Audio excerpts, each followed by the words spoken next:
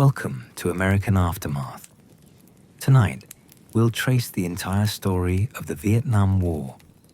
Draft letters arrived, and young men were told they were going to war. Some never came home. Others came back changed. Back home, Americans watched the war on the news and argued over whether the country should be in it at all. We'll take our time and keep an easy pace.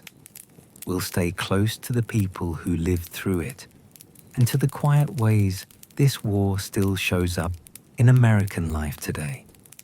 Before we begin, if you find comfort in calm retellings of the days that broke and reshaped America, you're welcome to subscribe and tell me in the comments where you're listening from and what time it is there.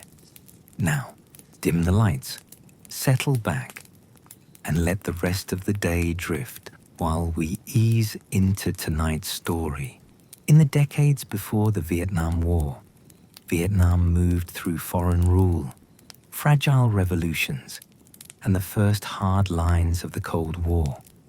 For much of the late 19th and early 20th century, the country had been part of French Indochina, a colony where French officials set taxes and trade rules, while Vietnamese farmers tended rice paddies that rarely felt distant decisions as anything but pressure.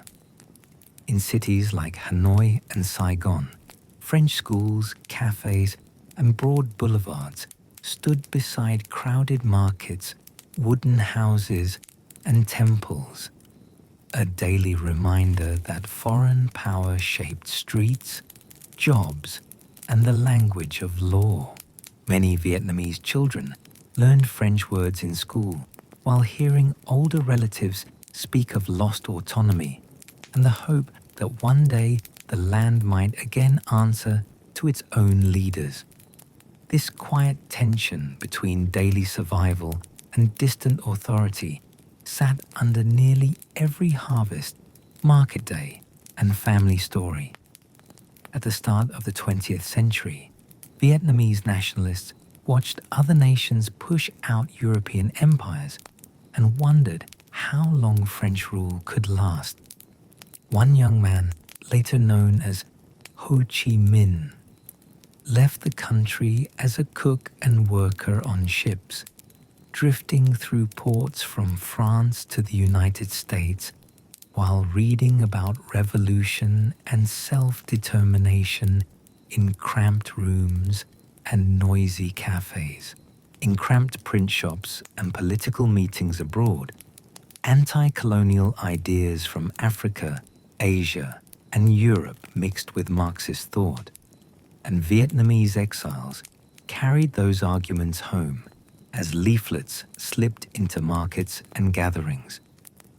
By the time World War II reached Southeast Asia, Japan pushed out French authority on paper, while often keeping French administrators in place, creating a layered occupation that tightened controls on food, speech, and political organizing. Villagers saw new uniforms on roads and at checkpoints, yet hunger and fear felt familiar enough. As World War II dragged on, a new coalition called the Viet Minh formed in the northern mountains and forests, focused on fighting Japanese control and ending French colonial rule. In hidden camps, teachers, former mandarins, farmers, and students trained with worn weapons, printed small newspapers, and taught villagers that independence was possible if enough people were willing to risk arrest or worse. In 1945, a severe famine swept through parts of northern Vietnam, worsened by Japanese grain policies and wartime disruption, and people saw local Viet Minh cadres seize rice from warehouses and French estates to hand out in villages. Later that year, after Japan surrendered, Ho Chi Minh stood in Hanoi before a large crowd and declared Vietnamese independence. quoting lines from the American Declaration of Independence about the rights of people to control their own government. For many listeners, that day felt like history finally turning home. Yet within months, French forces moved back into key Vietnamese cities, determined to restore their colonial position and convinced that losing Indochina would weaken their status as a major power after the war. The Viet Minh, now rooted in rural networks across the north, refused to accept a return to the old order, and a long, grinding war of ambushes, roadblocks, and small uprisings grew between villages, valleys, and colonial outposts. In farmhouses and district offices, French officers and Vietnamese collaborators tried to keep records and collect taxes while fearing sudden attacks on isolated convoys, and local people balanced quiet cooperation with the French against hidden support for the resistance. Across the Pacific, officials in Washington watched this struggle through the prism of the emerging Cold War, seeing communist-aligned Viet Minh forces as part of a wider contest for Asia, rather than only a local fight against colonial rule.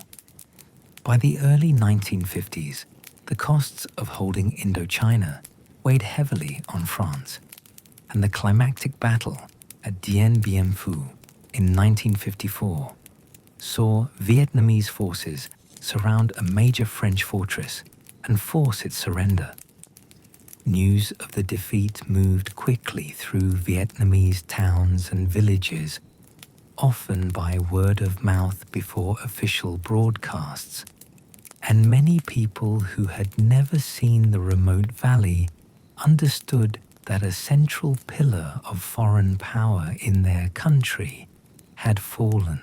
At the Geneva conference later that year, diplomats from many nations negotiated a settlement that would temporarily divide Vietnam along a line near the 17th parallel, with the north under the Viet Minh and the south under a separate, non-communist government.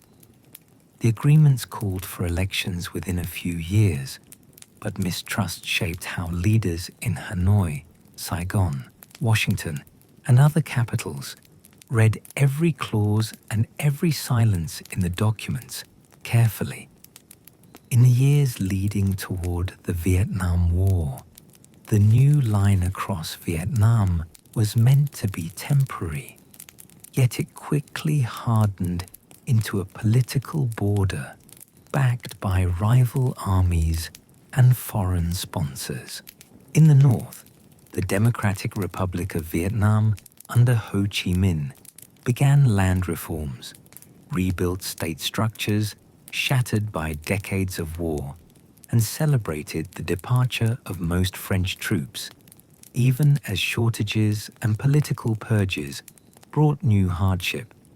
In the south, a new state of Vietnam under former Emperor Bao Dai soon gave way to a Republic of Vietnam led by Ngo Dinh Diem, a Catholic leader in a mostly Buddhist country who promised order and independence from both colonialism and communism. Market sellers in Saigon saw new flags and uniforms, heard Diem's speeches on loudspeakers, and noticed American advisors moving through ministries and military posts with money, training, and advice. The future felt uncertain. Across rural Vietnam, most families still measured time by harvests, school terms, and festivals rather than conferences in Geneva or speeches from distant capitals. Children walked along narrow dikes between rice paddies on their way to simple classrooms, where teachers patched together lessons from older French textbooks, new nationalist materials, and whatever supplies local committees could afford. Buddhist pagodas, village communal houses, and small Catholic churches all served as places where people gathered to pray, trade news, and quietly debate whether the North, the South, or neither truly spoke for their hopes. In many regions, local militias or village self-defense groups still held old rifles from earlier wars, kept lists of able-bodied men, and waited to see which authorities they would have to answer to if fighting returned in force.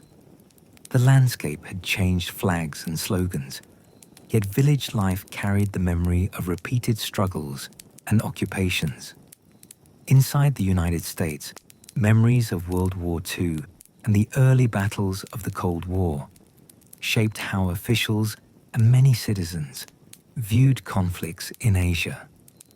The Korean War, which had ended in a tense armistice rather than clear victory, left a sense that communism could be pushed back only at high cost, and that another retreat might encourage further advances by Moscow or Beijing. In Washington meeting rooms, maps of Southeast Asia were marked with arrows, shaded regions, and phrases like domino theory, suggesting that if one country in the region came under communist control, its neighbors might soon follow. Newsreels, early television reports, and newspaper columns carried images of Asian battlefields and refugee streams, often framed as tests of whether America would stand firm or allow perceived enemies to gain ground. Within this mindset, any crisis in Vietnam was likely to be folded into the Vietnam War. As the line across Vietnam settled into daily reality, American policymakers increased economic aid, military training, and political support for Ngo Dinh Diem's government, hoping it could become a stable, non-communist partner in a turbulent region. American advisors arrived in growing numbers, setting up offices in Saigon, visiting provincial capitals, and riding in jeeps along dusty roads to inspect outposts, schools, and development projects funded in part with United States money.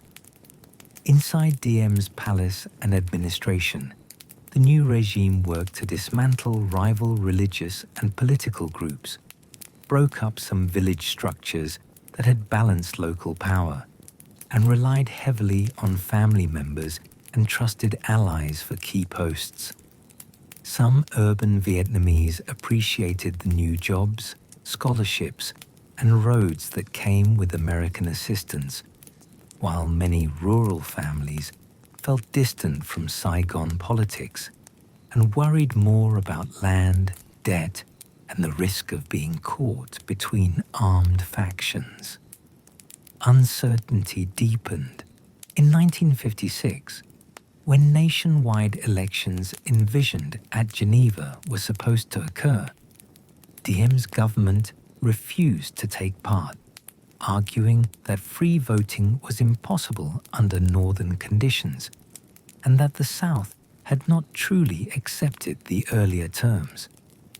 Many historians later concluded that Ho Chi Minh's movement would likely have won a national vote, and American leaders quietly accepted the cancellation as the price of keeping a friendly government in place in the South.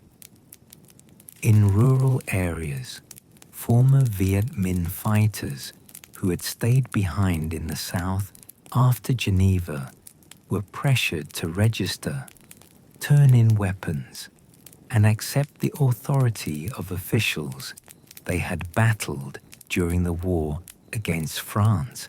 Some were imprisoned, others were harassed or pushed from their land, and networks of resentment began to form that would later support armed resistance against the Saigon government and its American backers. The ground for future conflict was laid. By the late 1950s, The structures that would define the Vietnam War were largely in place, even though full-scale American combat had not yet begun. A divided Vietnam stretched from northern mountains to southern delta, with one government claiming revolutionary legitimacy and another claiming protection of tradition and alignment with the free world. In hamlets and towns, local grievances over land, religion, corruption, and heavy-handed security measures mixed with lingering loyalty to former Viet Minh networks, giving new organizers quiet spaces to recruit and plan.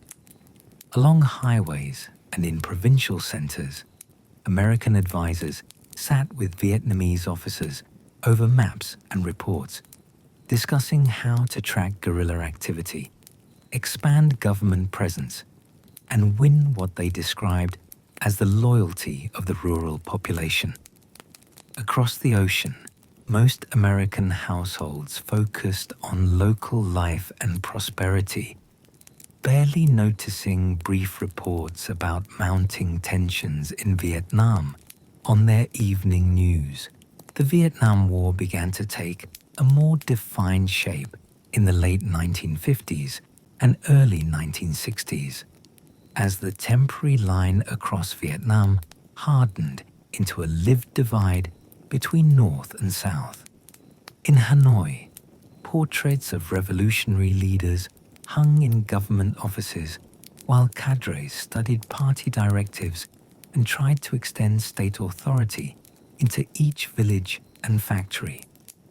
In Saigon, Ngo Dinh Diem and his small trusted circle filled ministries with loyalists, spoke of national renewal, and relied on American advisors and money to hold their ground. On paper, two governments claimed to represent one people. In real life, farmers watched taxes, travel rules, and soldiers at checkpoints to judge who mattered. Families were split by the line and by belief, with some members quietly praising Ho Chi Minh and others trusting that the southern state might protect tradition, property, and religious practice. Many felt history pausing nearby. Across the southern half of the country, Ngo Dinh Diem tried to turn a fragile state into a disciplined republic that could withstand both internal rivals and pressure from the north. He believed that strong central authority and moral renewal were the only lasting answer to communism, and he viewed many independent religious and political groups as threats rather than partners. His government moved against the Bin Xuyen crime syndicate, some powerful religious sects, and local leaders who had their own armed followers, sending troops into Saigon streets and delta towns to break rival networks. American officials watched these struggles closely, impressed by Diem's determination, yet uneasy about the force used and the narrow base of support he was building. In rural districts, some villagers welcomed new roads and schools that arrived with government attention, while others saw only more uniforms and new layers of control. Old fears quietly lingered under the surface of rural life. Resistance to Diem's rule slowly reorganized itself as former Viet Minh activists, peasants angry over land disputes, and opponents of government repression began to find one another again. In many provinces, former fighters who had been told to lay down their weapons after the Geneva Agreements now faced arrests, heavy surveillance, or demands that they move away from their home districts. Some slipped into forests or border regions, reopening hidden paths and rebuilding small units that could move through familiar hamlets without attracting attention. By the late 1950s, the outlines of a new southern insurgency were visible to local people, even if distant observers saw only scattered unrest. In 1960, several underground groups joined to form the National Liberation Front, known to Americans as the Viet Cong, promising land reform, justice for the poor, and a united Vietnam free of foreign domination forever.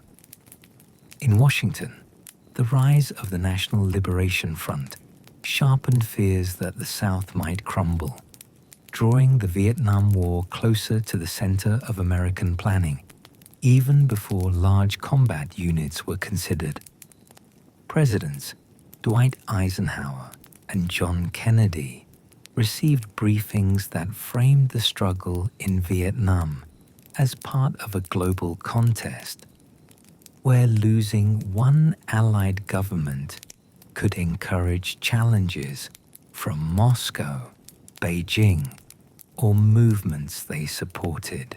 American military advisors already in the country focused on building the Army of the Republic of Vietnam, known as the ARVN, into a force that could fight guerrillas and conventional units alike. Training camps echoed with shouted commands in Vietnamese and English, drills in hot dust, and lectures about tactics that sometimes fit the local terrain and sometimes did not. Many American officers believed that with enough equipment, discipline, and time, the Southern Army could hold its own against any challenge. On the ground, however, the shapes of the conflict that would define the Vietnam War did not always match the diagrams used in training rooms. ARVN units were often sent on short sweeps through contested villages, moving along main paths in neat columns that looked orderly from above, but felt exposed to those in the ranks. Guerrilla fighters preferred to avoid open battles, planting mines on roads, setting ambushes near canals or tree lines, and fading back into familiar terrain before government reinforcements could arrive. For villagers, the sight of one set of uniforms by day and another by night made loyalty a dangerous concept, something to be expressed carefully or hidden altogether. The fog of rumor settled over many hamlets as people tried to guess which side was growing stronger and which could actually offer protection rather than simply bringing more risk to their doorways. Silence became their shield.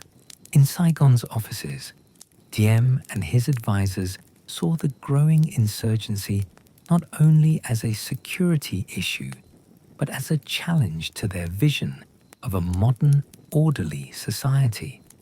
They launched programs that aimed to register populations, standardize administration, and pull scattered rural communities into tighter networks under state watch. Some officials spoke sincerely about bringing education, healthcare, and better farming techniques to neglected areas, while others treated these projects mainly as tools to separate villagers from guerrilla influence. New identification papers, census surveys, and local informant systems made daily life feel more tightly monitored.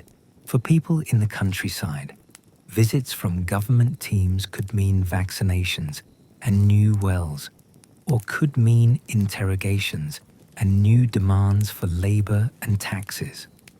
Over time, each heavy-handed search, each arbitrary arrest, and each insult from an official helped the insurgency recruit quietly among those who felt humiliated or ignored deeply. Far to the north, Leaders in Hanoi watched the Southern struggle with a mix of caution and resolve, debating how quickly and how openly to aid the insurgency that would feed the Vietnam War. The Democratic Republic of Vietnam faced its own problems, including post-war rebuilding, strict land reforms that sometimes turned violent, and the need to keep China and the Soviet Union both supportive and at arm's length. Yet the goal of unifying the country under their rule remained central.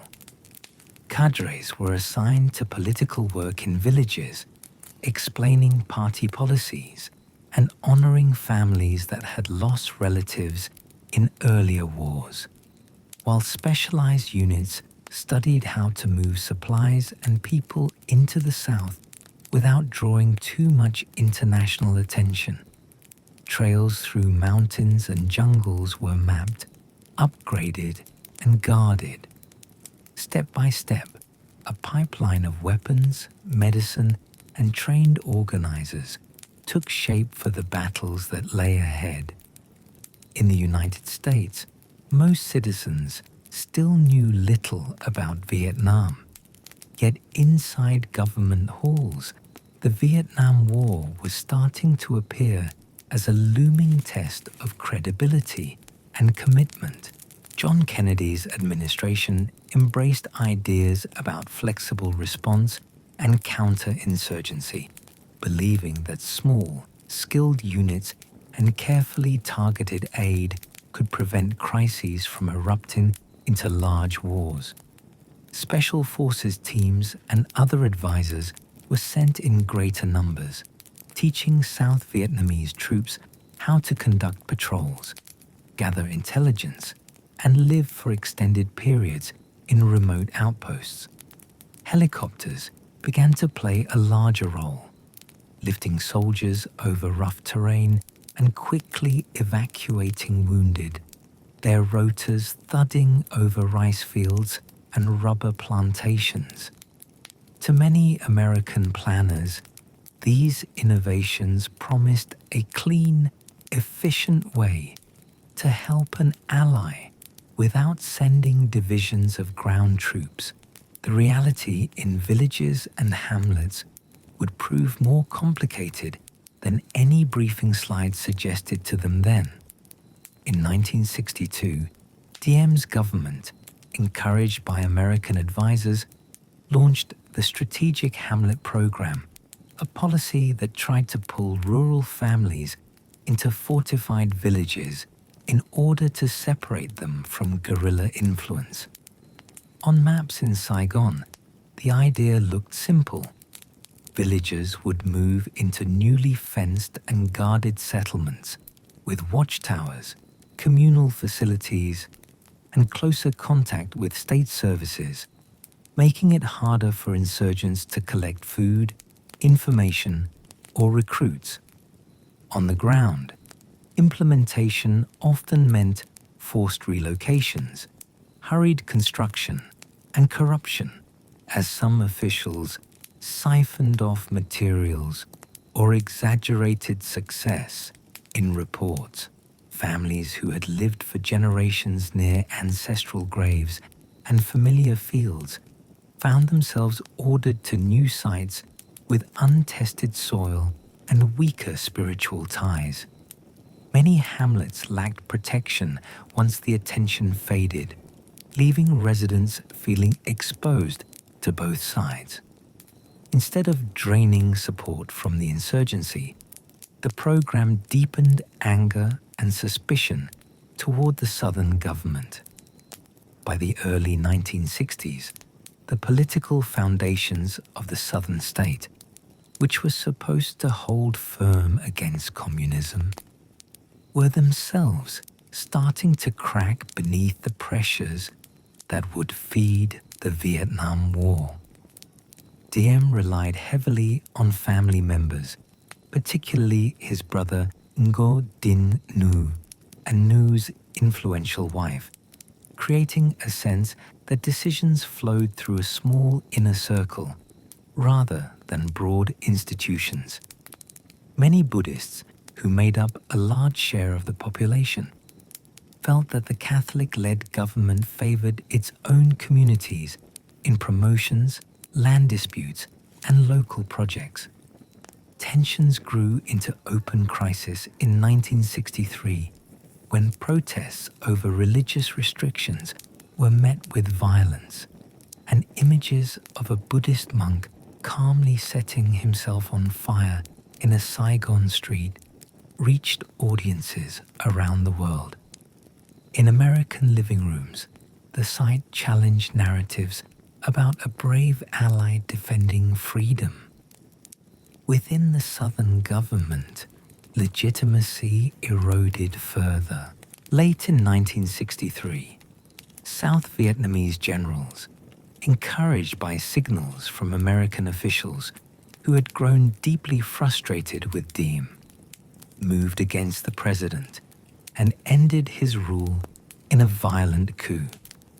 News of his death spread quickly through Saigon, whispered in markets and debated in cafes where people wondered whether stability or deeper chaos would follow.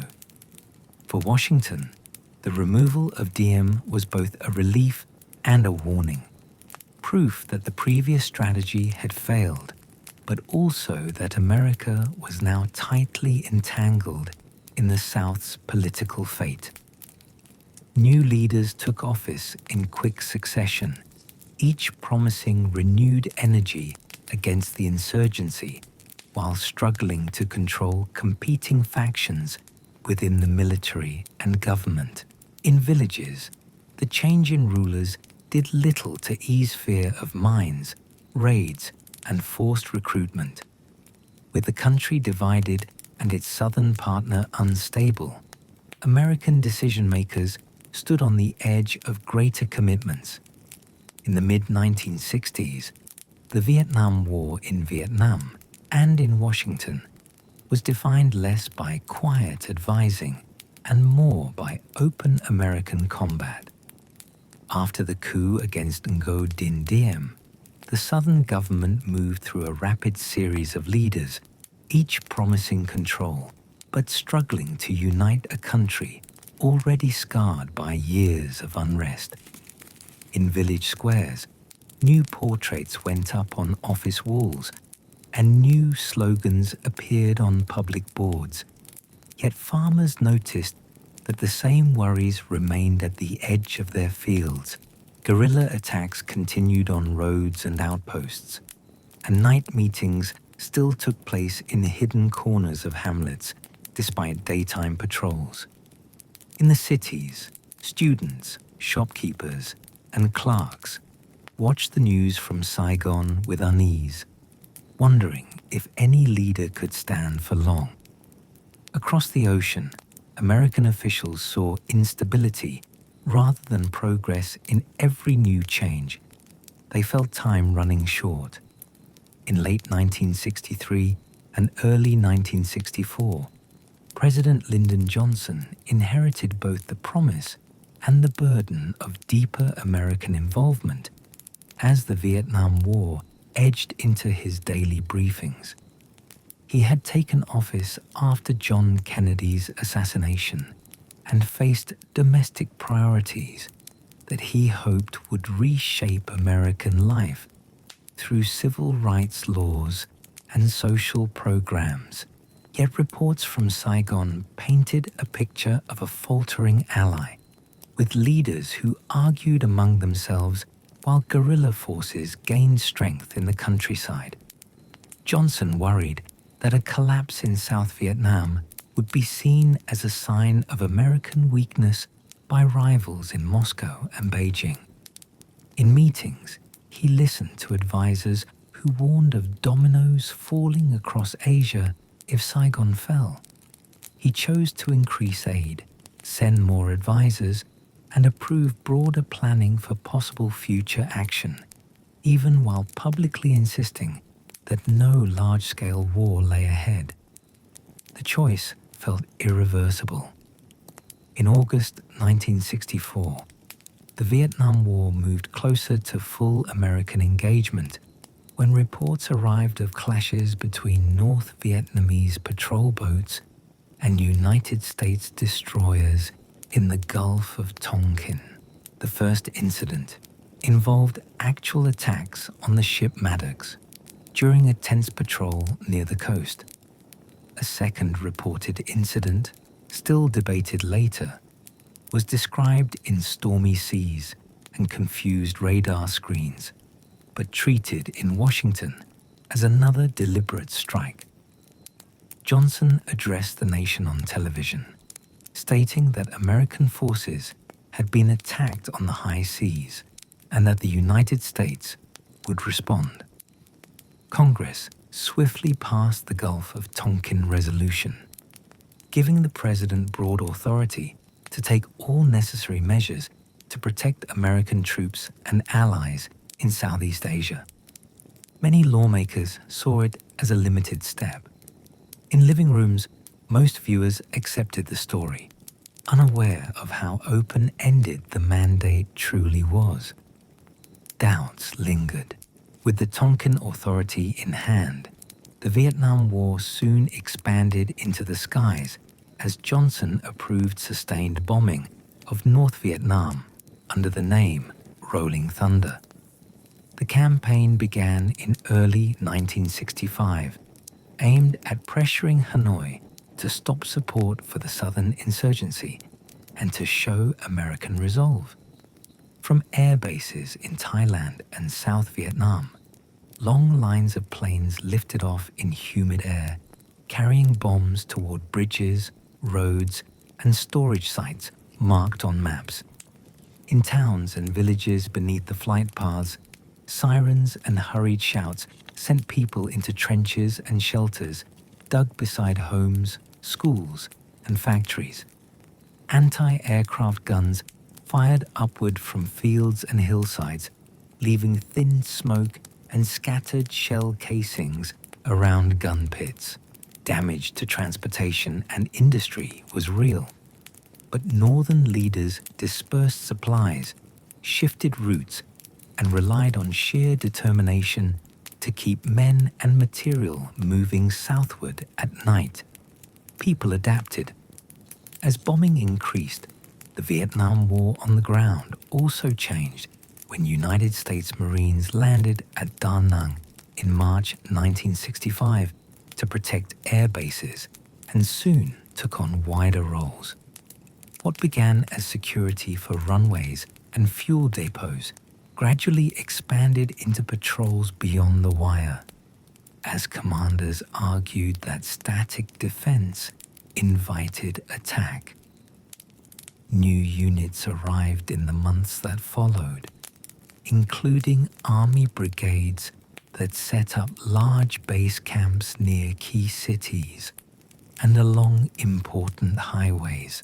Helicopters carried infantry over rice paddies and jungle-covered ridges, dropping them near suspected enemy positions and then circling overhead. The mission, once described as advising, tilted towards search and destroy operations designed to find and break enemy main force units. General William Westmoreland, the American commander, believed that with enough troops and firepower, he could wear down the opposing forces and reach favorable ground. Victory still seemed within reach. On the ground, the Vietnam War for individual American soldiers unfolded in long stretches of routine, broken by sudden bursts of danger that often left little clear sense of progress.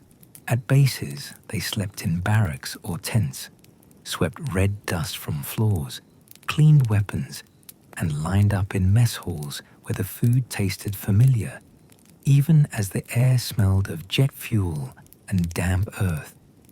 On patrol, they moved along narrow paths in single file, eyes scanning tree lines and dikes for any sign of disturbance. Local guides or interpreters sometimes walked with them, trying to bridge the gap between rural families and young men from distant American towns. Many soldiers carried photographs of home tucked inside helmets or pockets. Days blurred into weeks of heat, insects, and uncertainty, with contact reports counted carefully and the landscape itself feeling both beautiful and unforgiving at once. Sleep came lightly. For Vietnamese civilians, the Vietnam War in this phase meant new sounds, new dangers, and new forms of adaptation layered onto memories of earlier conflicts. Near American bases, markets grew busier as workers, vendors, and families tried to earn money from laundry, food, and transport while living with the risk that nearby facilities might be attacked. In contested rural districts, farmers listened for distant artillery and watched the sky for aircraft as they planted and harvested rice, trying to protect children and elders first. Nighttime often brought the greatest fear, with flares hanging over dark fields and the distant crack of small arms fire drifting across canals. In the north, families practiced air raid drills, covering windows, rushing to shelters, and keeping small bags ready with documents and simple supplies. School lessons paused during alerts. Daily life continued, but plans were made more quietly and with greater care for everyone. At the level of overall planning, the Vietnam War now followed what General Westmoreland described as a strategy of attrition, aimed at wearing down enemy forces through search and destroy missions and large operations. American commanders measured success in part by body counts, tallies of enemy dead reported after engagements, and by the number of weapons captured or bunkers discovered. Large sweeps with names like Silver Bayonet, Starlight, and other operations sent battalions deep into border regions and remote valleys. The Battle of Ia Drang in late 1965 showed both the power and the limits of this approach, as American units using helicopters and concentrated fire inflicted heavy losses on North Vietnamese regiments, but also suffered painful casualties of their own. North Vietnamese and National Liberation Front leaders adjusted by avoiding prolonged battles, favoring ambushes, sudden strikes, and the patient rebuilding of units after each costly clash. They accepted time. In public, the Vietnam War in these early combat years was often described by American leaders as a limited conflict that was being brought under control. President Johnson and his advisors spoke of steady progress, of enemy units pushed back from key areas, and of a future in which a stronger South Vietnamese government would take on more responsibility. Press briefings highlighted successful operations and downplayed setbacks, though foreign correspondents who traveled with units and visited hospitals saw a more complicated reality. Television news began to show brief clips of firefights, burning villages, and wounded soldiers being helped to helicopters, images that flickered between commercials and sitcoms in American homes. Many viewers trusted official assurances that these sacrifices were necessary to stop aggression. Others felt a quiet unease but lacked detailed information. The war still seemed far away, yet its outlines were sharpening slowly on screens. For those who watched, within South Vietnam, the Vietnam War during this period altered politics and military life as American power became more visible in streets, offices, and planning rooms. Successive governments in Saigon leaned heavily on United States aid and advice, sometimes following Washington's wishes and sometimes pursuing their own rivalries behind polite language. The Army of the Republic of Vietnam expanded, trained with new equipment, and fought in many operations, yet struggled with uneven leadership, desertion, and the strain of constant conflict close to home. Some units gained strong reputations and suffered high losses while holding outposts or towns. Others saw soldiers slip away to visit families or avoid patrols in dangerous zones. Village officials and rural police tried to carry out pacification programs while knowing that control on paper did not always match the loyalties of people in the hamlets. Authority felt both larger and more fragile at once. For many, by the end of 1965 and into 1966, the Vietnam War had become a major American ground and air commitment, far beyond the advisory mission of earlier years. Hundreds of thousands of American troops were either in Vietnam or preparing to go, and large bases dotted the coastline, the highlands, and the outskirts of major cities. Bombing campaigns continued against the north, while pacification programs and operations filled calendars in the south. For many families in the United States, a relative's deployment was now part of ordinary conversation, even if the country had not yet turned sharply against the war. In Hanoi and in base areas across the border, leaders drew lessons from early battles and prepared to endure a long struggle. The path ahead for both sides narrowed as each new loss and each new investment made a simple withdrawal feel less possible emotionally and politically.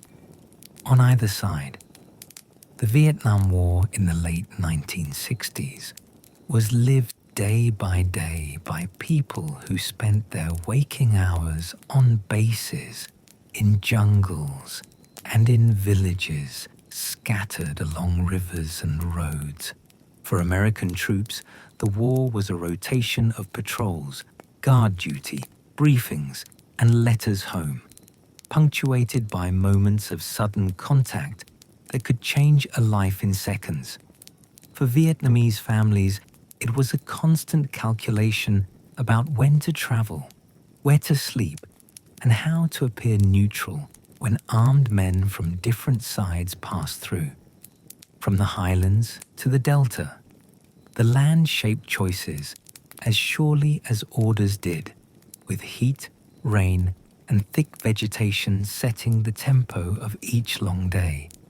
In that landscape, nothing ever felt entirely safe or entirely still, even in moments that looked quiet from a distance or on a map far away.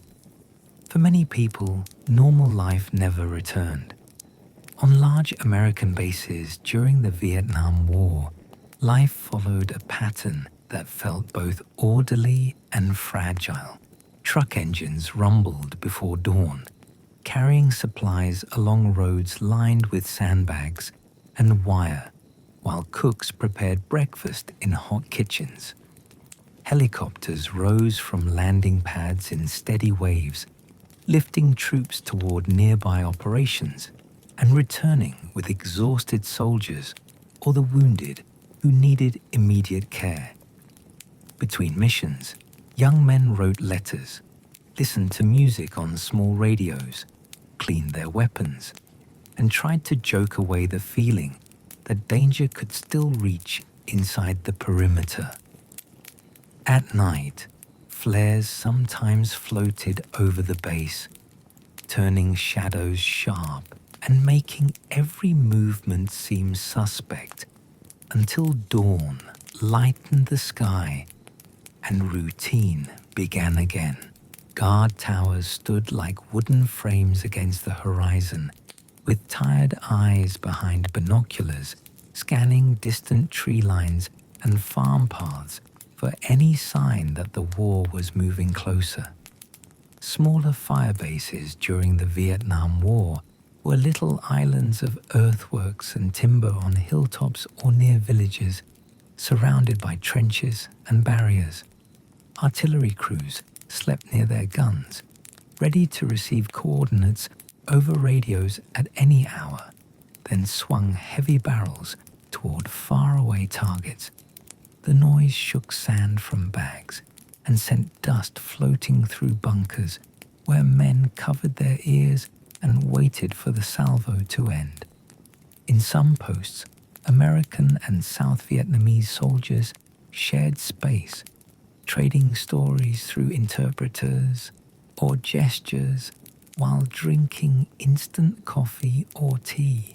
These outposts felt temporary and permanent at the same time, built to be held for months, but able to be abandoned in a single night if orders changed.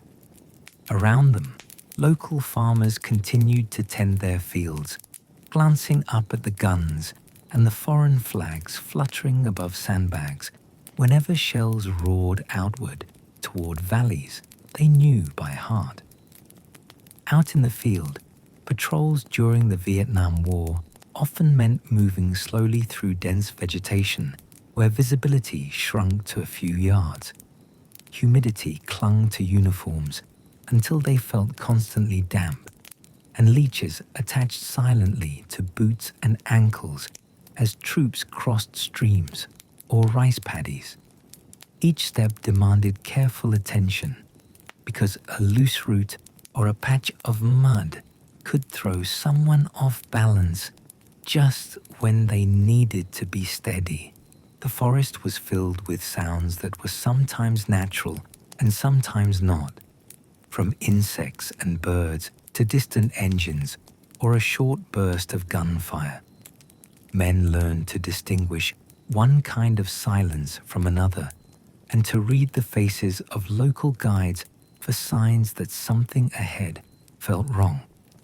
In that kind of terrain, danger could seem to appear from nowhere, and ordinary gestures like turning around or kneeling felt measured and deliberate every time. For Vietnamese villagers living inside zones touched by the Vietnam War, each day began with simple tasks and complex questions. They needed to plant, harvest, cook, and care for children, yet they also had to judge how visible their relationships to different armed groups should be. Local guerrillas might arrive after dark to request food, information, or shelter, and refusing could be dangerous if they were strong in the area. Government troops or American patrols might appear the next day and expect cooperation, interpreting any hesitation as possible support for their opponents. In this setting, some families tried to maintain ties to both sides, while others chose quiet resistance or careful distance, knowing that no choice felt entirely secure. Children grew up recognizing the different uniforms, songs, and slogans of visiting forces as easily as they recognized seasonal changes, and their memories often included both family rituals and wartime routines. South Vietnamese soldiers in the Vietnam War carried their own burdens, serving in units that sometimes operated close to their home villages. They wore uniforms that marked them as part of the state, yet their families often lived in areas where the state was only one presence among many. Some joined out of patriotism, others for a steady income, and some because they saw no other path in a time of uncertainty. On patrols, they moved through landscapes they had known since childhood, passing fields where relatives worked and paths they had once walked barefoot. When battles came close to towns or villages, some soldiers worried more about the safety of their parents, siblings, and children than about abstract goals described in official speeches. They carried memories of lost friends and broken homes as they continued to serve, hoping that each new operation might move the country closer to peace. For those fighting on the communist side of the Vietnam War, life often meant long journeys along hidden paths before they ever saw a battle. Young men and women moved by night through forests and mountain passes, carrying rice, ammunition, and medical supplies on their backs or on bicycles loaded beyond ordinary limits. They traveled in small groups, resting in concealed camps where they received political education, basic training, and letters from home. Along the routes, local supporters built simple shelters, dugouts, and storage areas, turning remote regions into a network that kept units supplied even under bombing. Many of these fighters believed that they were continuing the struggle against foreign control that had begun decades earlier under other flags. They accepted hardship, hunger, and the risk of not returning home because they felt that a unified country would justify their sacrifices and give children a new kind of life. Medical care during the Vietnam War reflected the same mix of improvisation and determination found in other parts of the conflict. American forces had field hospitals with surgical teams, blood supplies, and equipment that could stabilize the wounded soon after they arrived by helicopter. Inside, bright lights and the smell of disinfectant contrasted with the mud and foliage outside, and staff worked through long shifts to treat injuries and illness. On the communist side, doctors and nurses often operated in underground bunkers or jungle clinics, using limited supplies and relocating when bombing drew too near. Everywhere, people carried not only physical wounds, but also the memories of friends and relatives who did not return from patrols or from journeys through contested territory. Those memories lasted long after bandages came off, shaping dreams, quiet conversations, and small habits whenever a door closed sharply or a vehicle backfired nearby in the distance. Weather patterns during the Vietnam War could reshape the pace of fighting and daily life for everyone involved. Monsoon rains turned roads into muddy channels where vehicles bogged down, and paths that had been familiar became slick and unpredictable. Fields flooded, paddies filled to their edges, and some villages felt temporarily cut off as water rose around houses built on stilts. For troops in the field, rain made movement slower and brought some cover from air observation, yet it also meant damp clothes, swollen feet, and long nights spent trying to stay dry.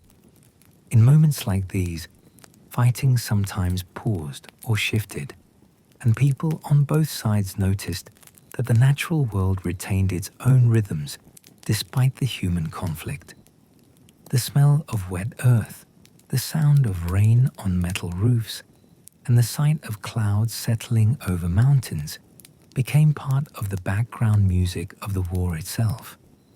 Morale during the Vietnam War rose and fell in ways that were tied to both events and small personal rituals. Letters from home arrived in bundles, bringing news of birthdays, marriages, school graduations, and ordinary neighborhood concerns to troops who felt far from their previous lives. Photographs taped inside lockers or tucked into wallets served as quiet anchors during rest periods after patrols. Short breaks away from the front, known as rest and recuperation, allowed some to visit cities in the region, where they walked through crowded streets and heard local music mixed with familiar songs from American radio.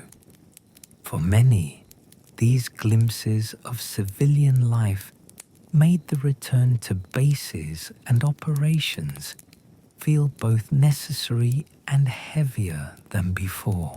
They developed habits like saving lucky objects, writing in small journals, or marking calendars on bunker walls to track time, using these simple acts to create a sense of continuity. By the late 1960s, daily life inside the Vietnam War felt for many people like an endless cycle of operations and recovery with no clear finish line.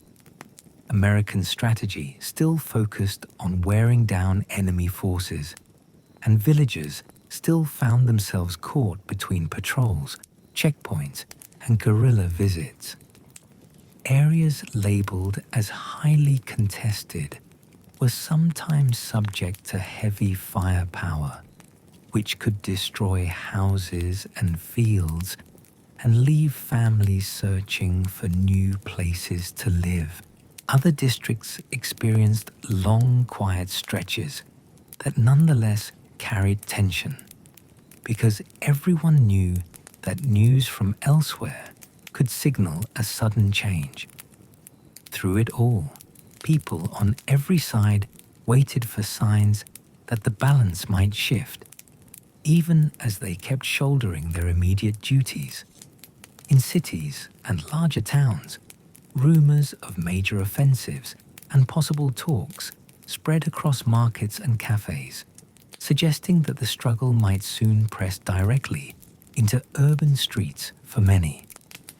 The Vietnam War entered a new and startling phase in early 1968 with the Tet Offensive, a sweeping wave of attacks across South Vietnam. During what was supposed to be a sacred holiday ceasefire, gunfire broke the pre-dawn quiet in cities, towns, and bases, catching many defenders off guard.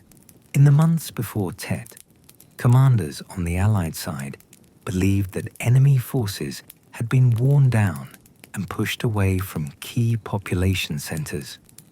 Intelligence reports hinted at possible attacks, yet many officers expected only limited actions. Urban residents decorated homes for the new year, hoping briefly for calm. On the night of the offensive, rockets and mortars crashed into bases, while small units slipped through alleys and along narrow roads toward targets marked in earlier planning. In Saigon and many provincial capitals, explosions shattered windows and sent people tumbling from bed to floor, unsure who was attacking whom. In central Saigon, one of the most shocking moments came when a small group of attackers breached the grounds of the United States Embassy and traded fire with defenders inside the compound. For hours, smoke and tracer rounds flickered above a building that many Americans had assumed was beyond danger. In the ancient city of Hue, fighting grew into one of the longest and most intense battles of the offensive. Communist forces seized sections of the city and raised their flags over citadel walls, while South Vietnamese and American units fought block by block, house by house, to regain control. Farther west, near the Laotian border, the remote base at Khe Sanh endured its own long ordeal as surrounding hills filled with enemy positions and shell fire. For weeks, Marines and other troops lived in bunkers carved into red earth, counting incoming rounds and waiting for relief from the air above. Although the attackers achieved surprise in many places, Allied forces quickly regrouped, and in most battles, they pushed the offensive back with heavy firepower. South Vietnamese troops carried much of the burden in retaking towns, and many units fought with determination, even as casualties mounted and neighborhoods burned or crumbled. For civilians inside the cities, the offensive turned familiar streets into front lines, with doorways and courtyards suddenly exposed to stray bullets and shell bursts. Families hid in interior rooms or crowded into basements and shelters, clutching food and water while listening for the voices of soldiers passing just outside. Reporters and crews moved through damaged streets once the worst fighting eased, capturing scenes that brought the offensive into living rooms back in the United States. Images of soldiers taking cover behind shattered walls, of civilians carrying bundles through rubble, and of prisoners herded at gunpoint challenged claims of progress. In military terms, the offensive cost the communist side dearly, with many fighters killed or captured and underground networks exposed. American and South Vietnamese commanders pointed to those losses as proof that they had won a significant victory, arguing that enemy units had failed to spark an uprising they expected. For leaders in Hanoi, the offensive was a costly gamble that showed their ability to strike and shake confidence in the Allied war effort. They had hoped for more popular uprisings than occurred, yet they watched the political turmoil abroad and judged that the sacrifices might still shift the balance. For many American troops, Tet felt like proof that the enemy was stronger and willing to endure losses than they were told. Units that had believed their areas secure suddenly found themselves under attack, seeing intersections turned into battlefields and realizing that their tour might be more dangerous than expected. Back in the United States, news of the offensive arrived as urgent bulletins and then as nightly coverage of fighting in cities that many viewers had never heard of before. People watched footage of battles around embassies and government buildings and wondered how a weakened enemy could strike so widely.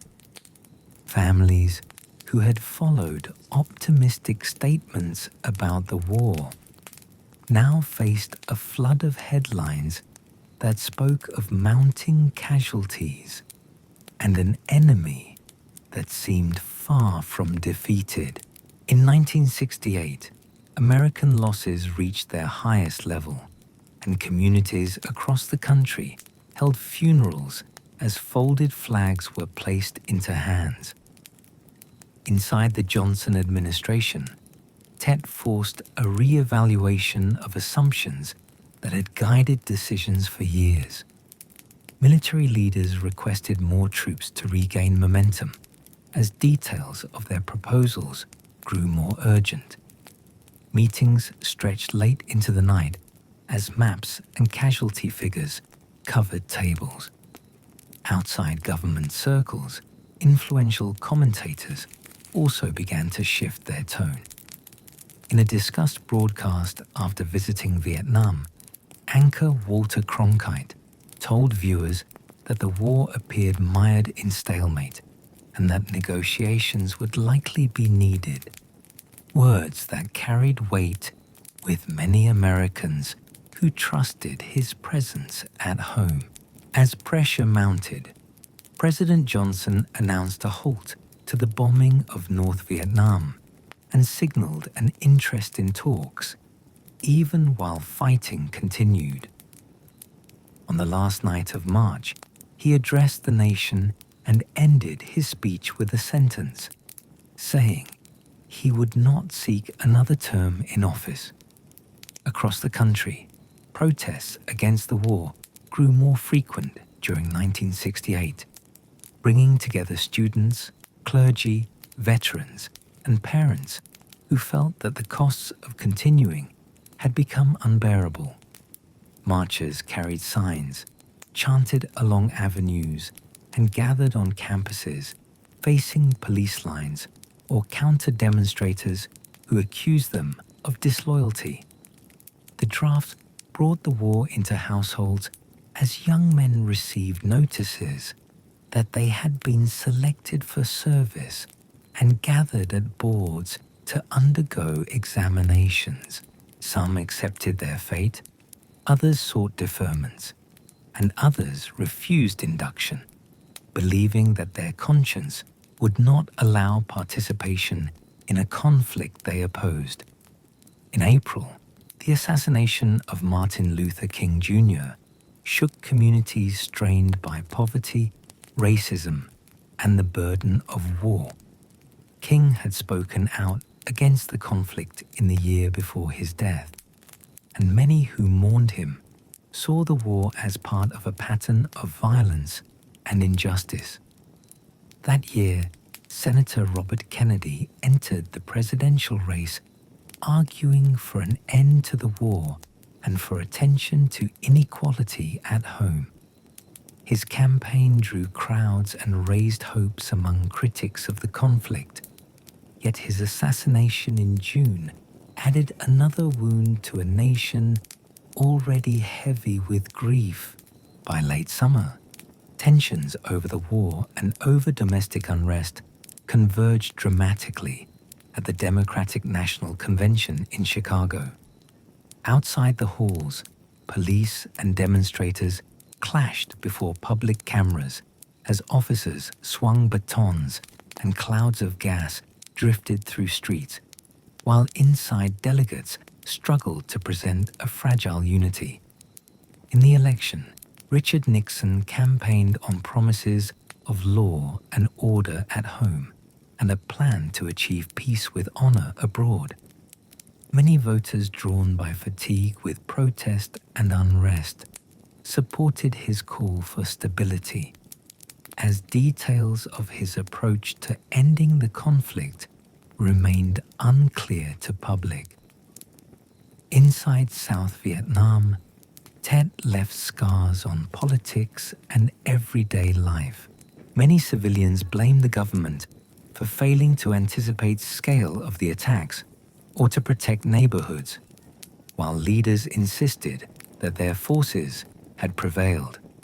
Trust between rulers and ruled, fragile, suffered damage as people rebuilt homes and shops. The offensive reshaped the armed struggle itself, especially in the South, where many experienced guerrillas were lost. In years after, units from the North Vietnamese Army increasingly carried the weight of operations, while surviving Southern cadres focused on political work and on rebuilding networks disrupted by arrests, killings, and relocations. In cities like Hue, the physical damage from the offensive remained visible long after the fighting stopped. Streets lined with shops and homes now held blackened walls, roofless buildings, and piles of broken masonry, and families returned to search for possessions, bury loved ones, and peace lives in altered neighborhoods. For soldiers who stayed in the field after Tet, the year felt heavier even when daily routines looked similar. Many sensed that support was eroding at home, and they wondered whether their efforts in valleys and villages would change the outcome. Yet they continued to patrol, train, and endure, casualties. On the home front, families learned to live with worry as news from Vietnam filled newspapers and television reports. Parents kept track of daily delivery, listening for footsteps on the porch and dreading official cars, while younger siblings tried to understand why an older brother or cousin was suddenly gone. Allies watching from abroad also drew lessons from Tet, sometimes questioning American judgment and reliability. Governments that had contributed numbers of troops or support weighed criticism against alliance ties, while ordinary citizens in many countries also saw images of fighting and firepower and wondered whether the conflict could be contained. In the months after the offensive, analysts debated what had happened, with some calling it a loss for the attackers, but a psychological blow to the Allies. Tet exposed the gap between official claims and the scale of enemy capability. And that gap stayed in memory long after statistics faded. For the United States, Tet marked a point in how citizens viewed the power of their country and its limits. The idea that strength and patience could guarantee success in any conflict no longer seemed certain, and people began to ask questions about goals, costs, and voices included in decisions. Even after the shocks of 1968, the war did not end quickly, and operations continued across Vietnam for years. Yet the Tet Offensive and the upheavals that followed changed the direction of policy and debate, turning what had once been sold as a limited conflict into a question for society. As the year closed, Americans looked toward an uncertain path, knowing that the war still raged, yet sensing that something fundamental had shifted. The events of Tet and 1968 left an imprint on soldiers, civilians, and leaders, setting the stage for arguments over how to end the conflict and heal. The Vietnam War on the American home front in the late 1960s and early 1970s unfolded in living rooms, streets, and campuses across the United States. Television screens glowed with distant firefights, while kitchen tables held draft notices and letters from sons, brothers, and husbands in uniform. In city parks and on courthouse steps, crowds gathered with banners and candles to argue over what their country was doing in that faraway land there. In the early years of the conflict, many Americans accepted official assurances that the fighting was necessary to contain communism. Yet small circles of dissent were already forming. Religious leaders preached about conscience. Professors questioned the domino theory in lectures, and a few students organized vigils where candles burned low against the night. Some veterans of wars raised concerns, remembering the strain of distant campaigns and warning that slogans rarely captured the cost of combat. As troop levels rose and casualty lists lengthened, opposition spread from scattered circles into a broader movement that touched many parts of American life. Civil rights activists linked the war to struggles for justice at home, pointing out that Black and poor communities were heavily represented in combat units and on draft rolls. Speakers at rallies asked why money flowed freely to distant battlefields, while neighborhoods faced crumbling schools, crowded housing, and stubborn joblessness daily. The draft sat at the center of many arguments, because it reached directly into homes through official envelopes bearing the seal of the local board. Young men lined up for physical examinations under bright fluorescent lights, trying to read the expressions of doctors and clerks as they moved from station to station. College students often received deferments, deepening the sense that class and race shaped who went to war and who stayed in lecture halls. As the war dragged on, the government introduced the draft lottery and other changes, promising fairness while many families still felt that burden fell hardest on the young and the poor. Some men sought conscientious objector status, while others burned draft cards or moved to Canada, each path carrying legal and personal risks. Family arguments over these choices echoed in hallways and at kitchen tables, turning the question of service into a test of identity.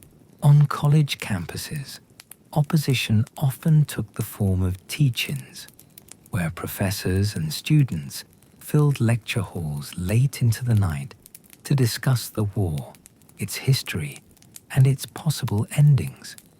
Music drifted through common rooms and dormitories, songs that questioned authority and mourned the dead, giving shape to feelings that many listeners struggled to express in plain speech. Marches spilled from quads onto streets, where signs waved and police watched in cautious lines. Large national demonstrations brought these campus energies into city centers as buses and trains carried thousands of people to marches in Washington, New York, and other capitals of public life. Crowds filled broad avenues with handmade banners. Clergy in dark coats walked beside students in jeans, and veterans in worn jackets marched silently with signs bearing the names of lost friends.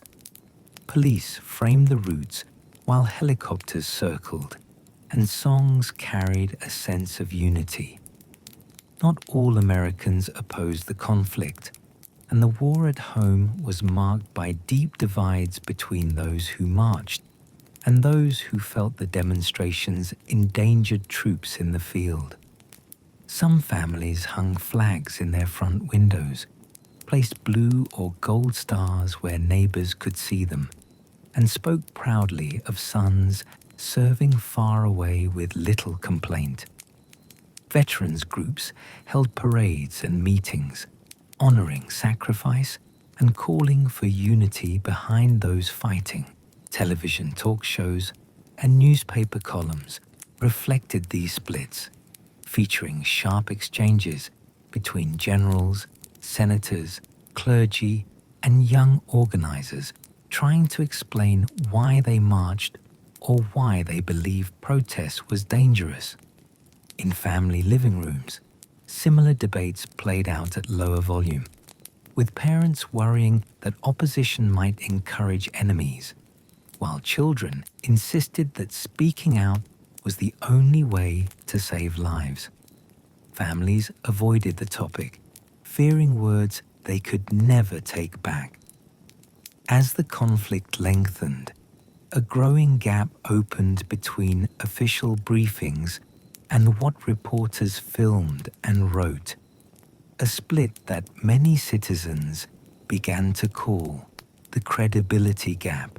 Crews traveled with units, sending home images of weary soldiers, damaged villages, and children moving through smoke that did not match upbeat statements from podiums. Reports of atrocities and official mistakes, raised in articles and hearings, deepened fears that leaders were hiding the real cost of war. For service members on leave or returning from tours, the atmosphere at home could feel disorienting, as uniforms drew both gratitude and anger on the same city block. Some veterans remember strangers shaking their hands in airports or on sidewalks, thanking them quietly for serving, while others recall harsh words or cold silence when they stepped off buses. Many carried memories quietly into jobs and family life, folding their experiences into routines without much talk. At the same time, unrest in cities over racism and poverty blended in many minds with images of burning villages overseas, creating a sense for some that the country was coming apart. Politicians spoke of restoring law and order, promising to control both protests and crime, while critics argued that such phrases ignored the grievances that lay beneath the demonstrations and disturbances. Election campaigns turned these issues into lines, and yard signs marked those divisions.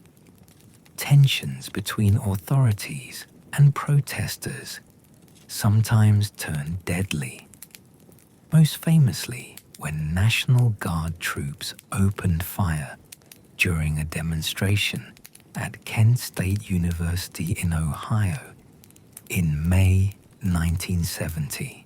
4 students were killed and others injured, and a photograph of a young woman crying beside a fallen body became an enduring image of the era.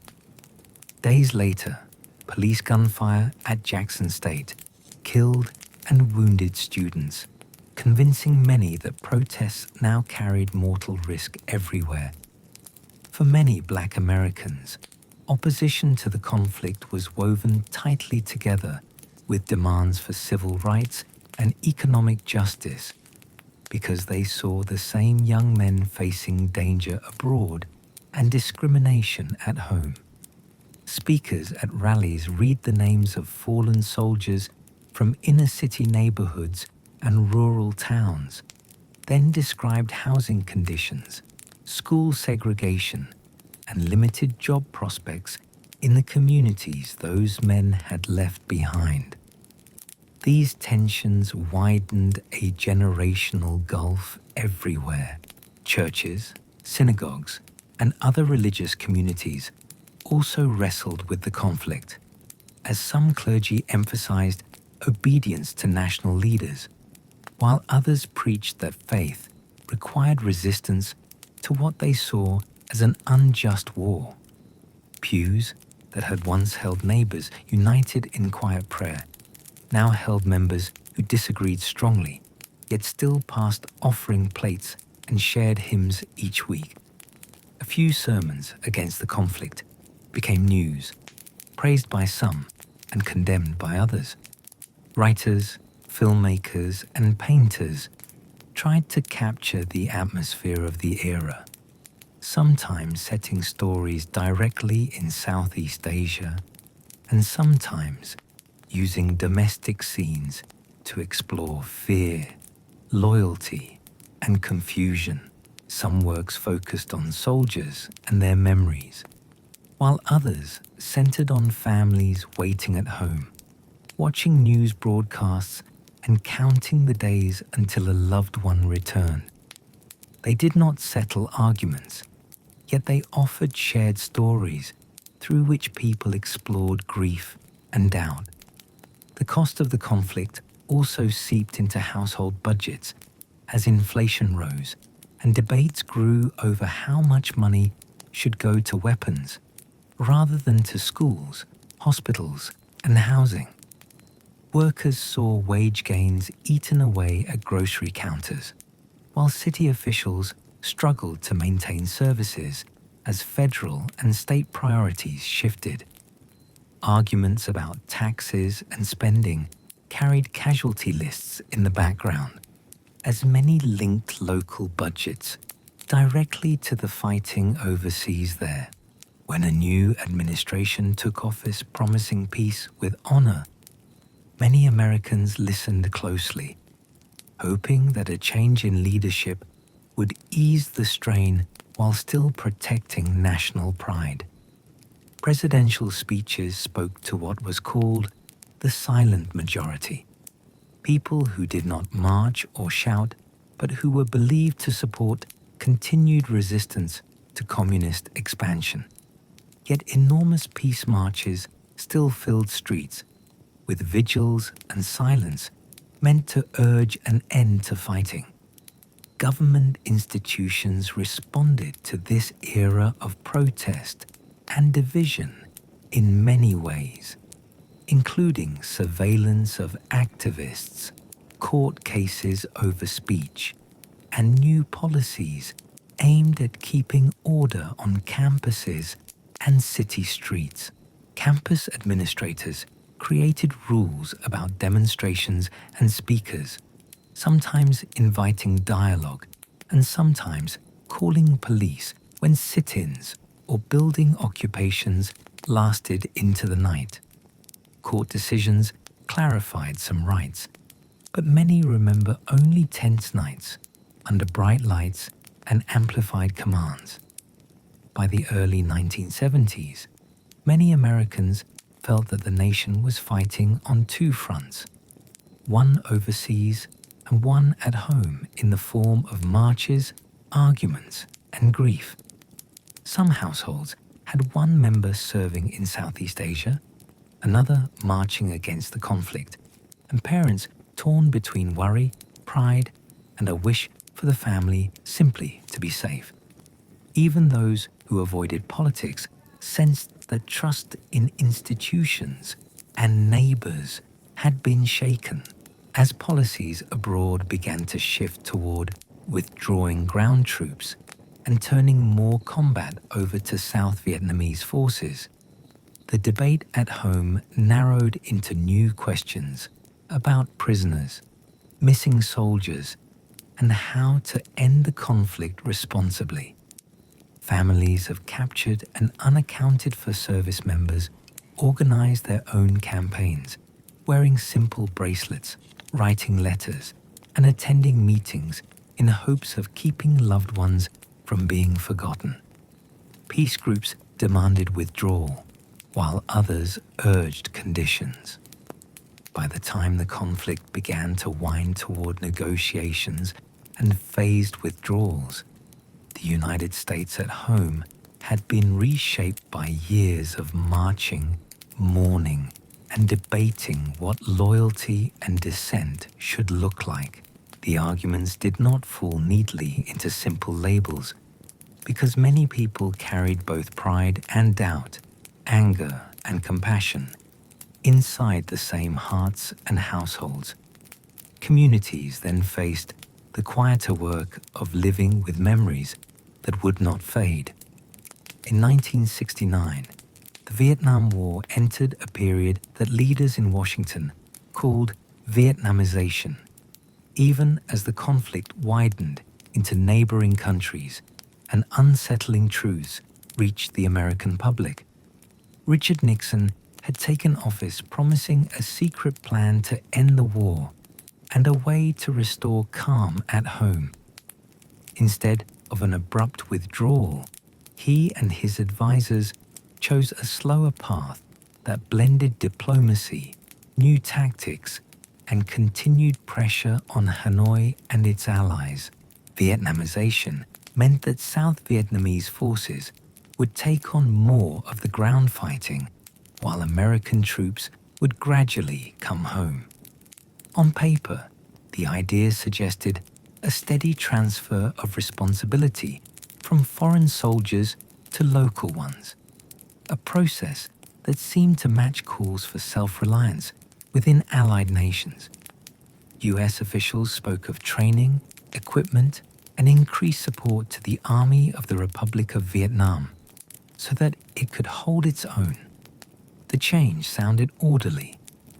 Inside South Vietnam, Vietnamization brought new uniforms, weapons, and expectations to units already carrying a heavy burden. ARVN officers attended courses with American advisors who taught planning methods and the use of helicopters, radios, and combined arms tactics. In some divisions, morale rose as troops received better gear and felt that their government was being treated more as a partner. In others, long-standing problems of leadership, corruption, and uneven commitment remained. Old doubts did not disappear with new equipment. For American troops, the shift meant that some units saw their roles change even while they remained in danger. New arrivals still boarded planes bound for Southeast Asia, but they were told that their mission now included supporting and advising Vietnamese allies who would increasingly lead operations. Men counted the months of their tours as before, marked them quietly on calendars or helmet bands, and watched closely to see whether the promised reductions in numbers would truly come. The war did not feel smaller. At the same time that Vietnamization was announced, the administration pursued a different kind of escalation in secret. Bombers and fighter planes struck targets in neighboring Cambodia, aimed at supply routes and base areas used by North Vietnamese and National Liberation Front forces. These missions were hidden from much of the American public and even from parts of Congress. Their records adjusted so that strikes appeared to occur only inside South Vietnam. In Cambodian villages, there was nothing secret about the explosions overhead. The decision to bomb and later to send ground troops into Cambodia reflected a belief that the Vietnam War could not be managed within Vietnam's borders alone. Leaders in Washington worried that enemy units were using border regions as sanctuaries where they could rest, rearm, and plan new offensives. They hoped that by attacking these areas, they could buy time for Vietnamization to take hold. On maps, the new operations looked neat, marked by arrows and labeled boxes. In real places, they meant more upheaval. In the spring of 1970, American and South Vietnamese forces crossed into Cambodian territory in a major ground campaign. Columns of armored vehicles and trucks moved along dusty roads lined with trees and scattered houses, while helicopters searched for hidden camps beyond the roadways. Many enemy base areas had already been thinned or relocated, but stockpiles of equipment, documents, and supplies were found and seized. Commanders called the campaign a success in disrupting enemy plans. People in Cambodia saw more war coming to their countryside. News of the Cambodian incursion ignited fresh protests in the United States, where many had believed that the war was supposed to be shrinking, not expanding. Students gathered quickly on campuses, organizers called emergency demonstrations, and parents who had once watched from the sidelines felt drawn into debate. The sense that leaders had widened the conflict without full public knowledge deepened mistrust already shaped by Tet and years of optimistic briefings. The streets filled again with signs, songs, and police lines. On one campus in Ohio, a protest against the Cambodian campaign and the presence of the National Guard turned tragic when troops opened fire on unarmed students. The dead and wounded lay on a hillside beside scattered books and dropped banners, and a photograph of a young woman crying out beside a fallen body traveled across front pages. Days later, gunfire at another historically black university killed and injured students during unrest. For many, these events made the distance between home and war feel thin indeed. Inside the Nixon administration, public reaction to Cambodia was joined by growing concern over leaks, criticism, and the role of the press. The president and some of his closest aides came to see reporters, dissenting officials, and anti-war leaders as part of a broader challenge to their authority. Efforts intensified to control information, track down sources of unauthorized disclosures, and shape public narratives about progress and enemy strength. The struggle over the war was becoming a struggle over truth itself. While attention focused on Cambodia, planners also looked to Laos, where parts of the Ho Chi Minh Trail wound through rugged terrain that fed men and supplies into the south. In early 1971, a large operation was launched in which South Vietnamese troops, supported by American air power and logistics, moved into Laotian territory. The goal was to cut supply lines and show that Vietnamization could succeed in high-pressure combat. The outcome would tell a different story about the limits of the policy. ARVN units advancing into Laos faced fierce resistance, difficult terrain, and the challenge of operating without American ground forces directly at their side. Helicopters carried troops into landing zones under fire and then worked to evacuate the wounded or those pinned down in exposed areas. As casualties mounted and units became disorganized, commanders ordered withdrawals that turned parts of the operation into a struggle simply to get back across the border. The images of burning helicopters troubled allies and critics alike.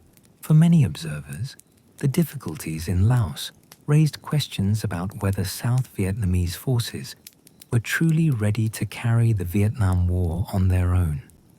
Some units had fought bravely, yet weaknesses in planning, coordination, and morale were glaring.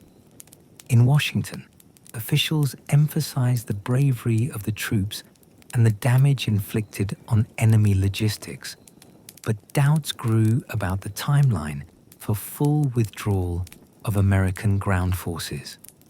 The promise of handing over the war without further upheaval looked increasingly uncertain. Amid these complex operations, the revelation of past events added another layer of weight to public perception. In 1968, a massacre of Vietnamese civilians by American soldiers in the hamlet of My Lai had taken place, but it remained largely hidden for more than a year. When investigative reporting brought the story to light, including the killing of unarmed women, children, and older people, it shocked many Americans who had not imagined such acts could occur in their army. Questions about command and responsibility followed. The My Lai revelations led to military investigations and court-martial proceedings against some of those involved. But for many observers, the case came to symbolize deeper moral injuries within the Vietnam War. Supporters argued that the atrocity was an exception, the result of extreme stress in a brutal environment. Critics saw it as the predictable outcome of policies that blurred lines between combatant and civilian. In either case, trust in official accounts suffered, and conversations about honor and guilt grew more difficult. As these debates continued, another major disclosure shifted the ground under the administration's efforts to define the conflict. A former government analyst leaked a large internal study of the war's earlier years, soon known as the Pentagon Papers. The documents showed that successive administrations had often been more pessimistic in private than their public statements suggested, and had expanded the war while describing their actions as limited. The gap between words and actions became a subject of nightly discussion in homes and studios. The publication of the Pentagon Papers triggered legal battles over press freedom and national security, but the Supreme Court allowed newspapers to continue printing them. For many citizens, the content mattered as much as the principle. They read about plans, doubts, and internal disagreements that had long been kept from public view, confirming suspicions that they had not been told the whole story. The phrase credibility gap, already in use, now covered not just errors, but deliberate withholding. Within South Vietnam, the years of Vietnamization and regional expansion created their own complex changes. Some urban families saw signs of modernization as new roads, schools, and businesses appeared, aided by American funds. Others coped with spiraling inflation, corruption, and the strain of repeated mobilizations. In the countryside, pacification programs tried to clear and hold villages, placing local defense forces between guerrillas and external armies. The continued presence of foreign troops, even in reduced numbers, reminded many that control remained shared. For North Vietnamese leaders and their southern allies, these years were both punishing and instructive.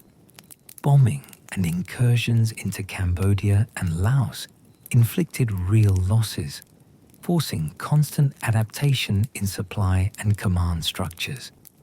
Yet they also reinforced the belief that the United States was unwilling to accept an outright defeat and would instead seek an exit that preserved face while leaving room for future struggle.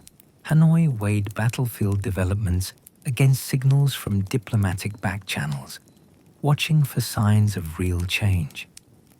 Morale among American forces during this phase of the Vietnam War was uneven, shaped by repeated tours, uncertainty about goals, and knowledge of protests at home. Some units maintained discipline and cohesion, focused on protecting one another and completing their missions. Others saw rising drug use, racial tension, and incidents in which enlisted men turned against unpopular officers. The sense that the war might not be winnable, yet still demanded sacrifice, left many feeling caught in a tightening circle. At home, the growing stream of leaks, revelations, and visible strain during Vietnamization deepened divisions that had opened earlier in the decade. Some citizens believed that exposing errors and deceptions was necessary to restore integrity to government. Others feared that constant criticism undermined the country's ability to negotiate and stand firm. Kitchen table conversations blended concern for prisoners of war, arguments about honor and shame, and simple fatigue with a conflict that seemed to absorb every year's hopes. By the early 1970s, it was clear that Vietnamization alone would not neatly end the Vietnam War or heal the breaches it had opened. American troop levels did decline, and some bases closed or shrank. Yet the fighting remained intense for those still in the field, and the political struggle in Saigon continued. Leaks had shown how much had been hidden, and truth itself felt contested. The path ahead would depend increasingly on negotiations, prisoners, and the painful process of letting go. In the early 1970s, the Vietnam War shifted toward a struggle over prisoners, diplomats, and the shape of the exit as much as over territory.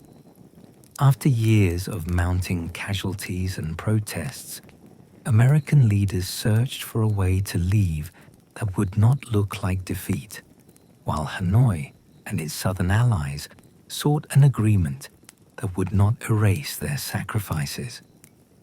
In Saigon, officials worried that any settlement might weaken their grip on cities and provinces once foreign troops went home.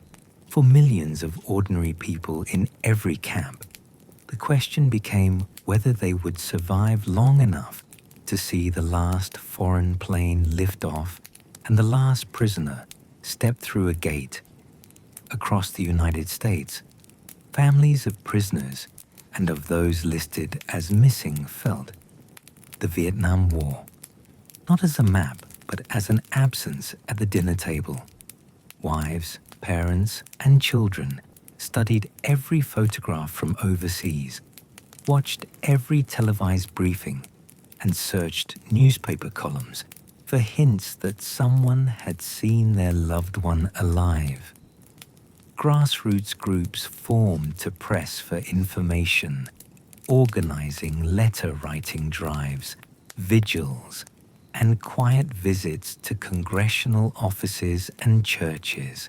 Simple metal bracelets stamped with the names of missing and captured servicemen circled wrists across the country, turning each name into a daily reminder that the war was more than distant footage on the evening news.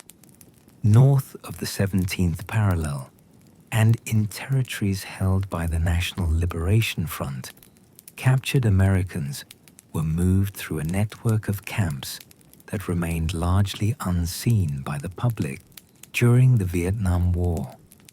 In Hanoi, some ended up in prisons that other inmates quietly nicknamed with bitter humor, where they endured isolation, interrogations, and long years cut off from their families.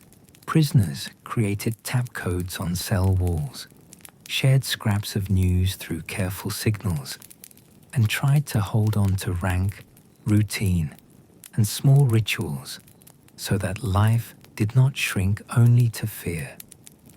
On the other side of the lines, Vietnamese prisoners held by South Vietnamese and American forces faced their own crowded cells, uncertain fates, and the constant hope that some future agreement might open the doors in both directions. Far from the cells and barracks, diplomats gathered in Paris to search for words that might one day end the Vietnam War. Formal talks had begun in 1968, bringing representatives from the United States, North Vietnam, South Vietnam, and the Southern Revolutionary Forces into the same city, even when they could not yet sit comfortably at the same table.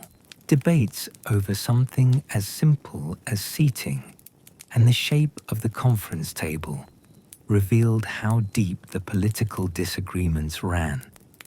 Outside the meeting halls, ordinary Parisians saw cars with diplomatic plates glide through their streets while they read headlines about peace that never seemed to arrive.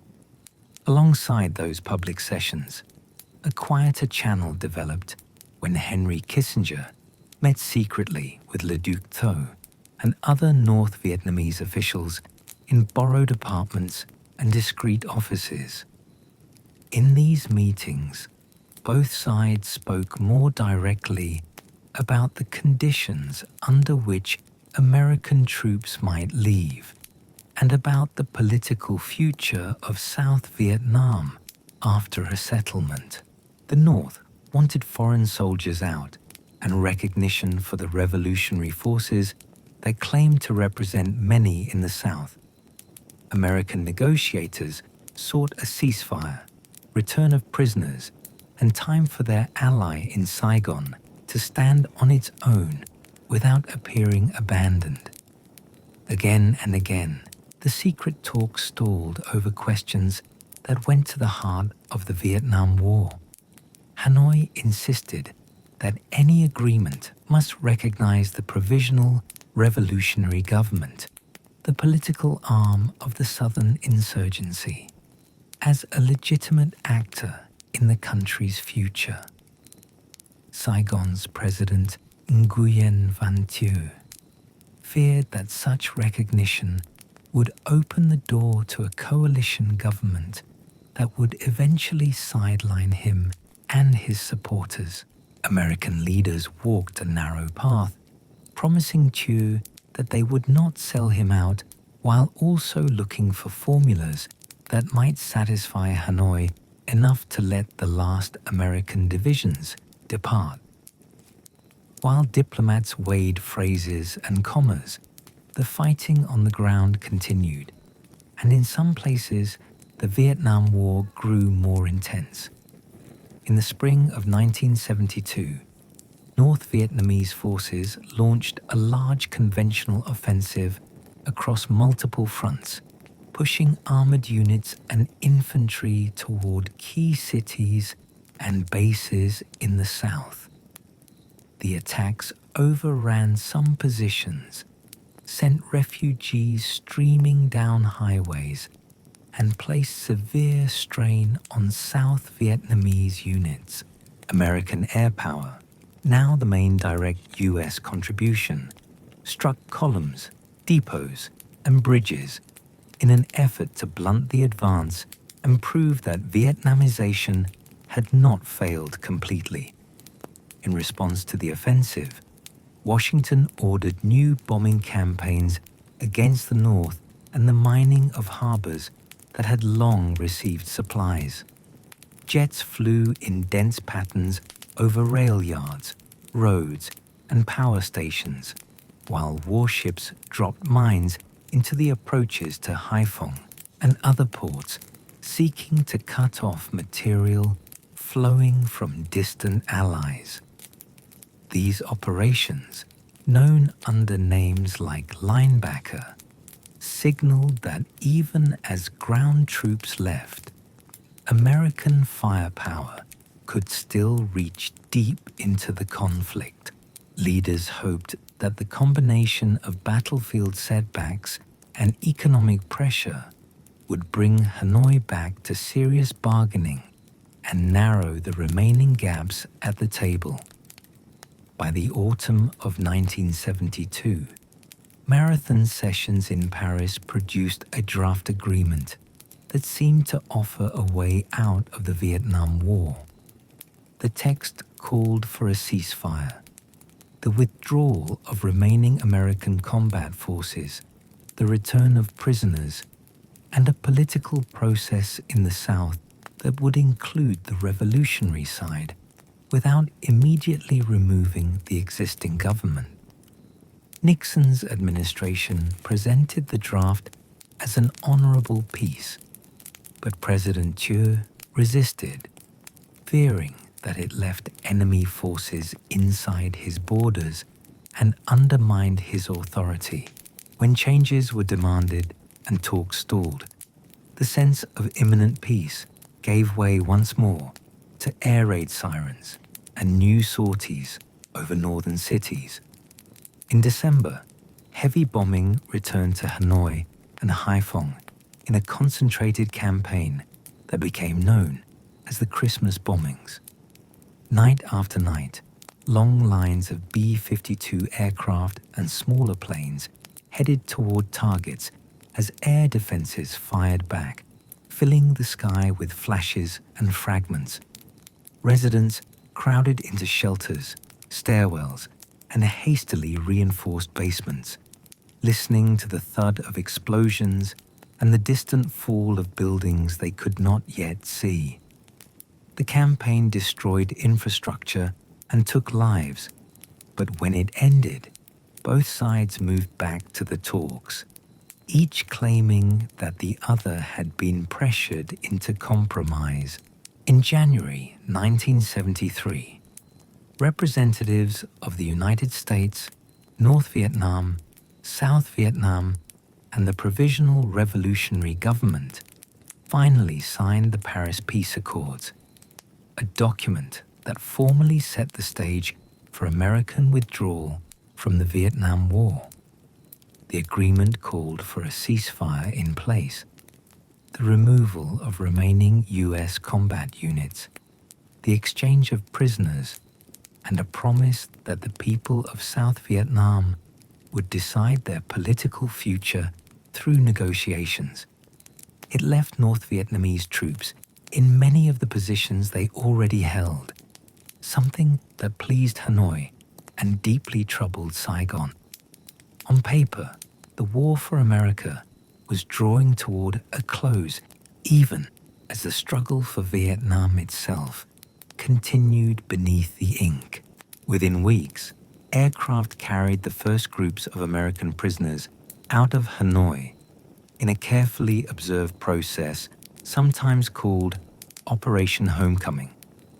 At airfields, thin men in uniforms stepped slowly down ramps, saluted, and then moved into the arms of waiting officers, nurses, and dignitaries before traveling onto base hospitals and reunions with families.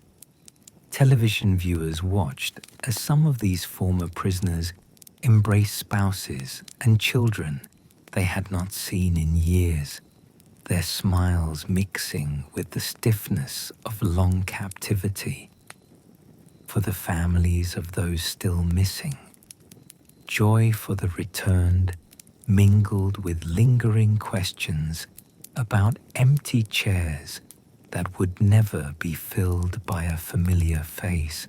For American forces, the months after the Accords brought steady departures as units packed equipment, closed or handed over bases, and boarded flights that lifted into humid skies bound for Guam, Hawaii, and home. Some soldiers felt relief as they watched the coastline recede beneath their aircraft, knowing that their war tour had ended without another ambush or rocket attack. Others looked back with mixed emotions, thinking of friends who had not survived and of Vietnamese partners they had trained and lived beside. In the United States, communities welcomed returning service members, even as political attention drifted toward economic troubles and the widening scandal that would soon be known as Watergate. In South Vietnam, however, the end of American ground involvement did not bring an end to danger. The ceasefire on paper was fragile, with both the Saigon government and its opponents accusing each other of violations almost as soon as signatures dried. Skirmishes flared along disputed lines, villages changed hands in the dark, and artillery still thundered across some districts as each side sought better positions. Civilians continued to face checkpoints, shelling, and uncertainty, aware that the balance of power had shifted, but that no one could yet say exactly how or when the long ordeal would finish. As the last American combat troops left and prisoners came home, many in the United States allowed themselves to believe that their part in the conflict had finally ended. Yet the Vietnam War still smoldered in the lives of veterans, in the grief of families whose missing were never found, and in a divided country that struggled to agree on what the long intervention had meant. In Vietnam itself, rival governments watched one another across fragile lines, each claiming to embody the nation's future, and each convinced that time could still tip the scales. The ceasefire years were therefore less a peaceful conclusion than a narrow bridge leading toward another. final long wave of fighting still to come. The Vietnam War moved into its closing act in the mid-1970s as the southern state weakened and northern forces prepared a final push towards Saigon. On maps in planning rooms, the country still appeared divided by ceasefire lines and arrows that marked units and regions. In streets and villages, people saw something different. They saw a government struggling with shortages, corruption, and fatigue, and an opponent that seemed patient and increasingly confident. The distance between paper and daily life grew wider each month. After the Paris Peace Accords, the guns never truly fell silent, even though the Vietnam War was supposed to be winding down. The agreement had left northern troops in many of the positions they already held, while South Vietnamese forces tried to enforce their control over other areas. Skirmishes flared along contested roads, in highland districts, and near small towns. Each side accused the other of violations and maneuvered for advantage. Civilians still heard artillery at night and still weighed which officials to avoid and which routes might be safest. In Saigon, President Nguyen Van Thuy's government tried to project confidence while dealing with harsh realities. American ground forces were gone, and although aid continued for a time, it no longer felt limitless. Inflation soared in the city markets as rice, fuel, and basic goods climbed beyond many salaries. Families on fixed incomes stretched meals with watery soup and shared small plates of vegetables and fish. At ministries, officials shuffled between desks piled with requests for resources that no longer existed, and reports from provincial officers who begged for ammunition and fuel. The United States faced its own storms as the Vietnam War slipped from center stage to compete with domestic crises. The unfolding Watergate scandal eroded trust in the presidency and consumed attention that had once focused on distant battlefields. In Congress, lawmakers looked again at the cost of years of war. They passed restrictions on further military operations in Indochina and trimmed aid levels despite pleas from the administration. New priorities at home and exhaustion with the conflict made it harder to argue for large packages of assistance. For Saigon, each cut felt like another piece of ground giving way underfoot. Across the border, leaders in Hanoi watched these shifts closely and drew conclusions about the balance of power inside the Vietnam War. They saw American political will weakening and judged that any return of large foreign ground forces was unlikely. At the same time, they understood that their own people were weary from years of bombing, rationing, and loss. Plans took shape for a campaign that could deliver a decisive blow without inviting direct renewed American intervention.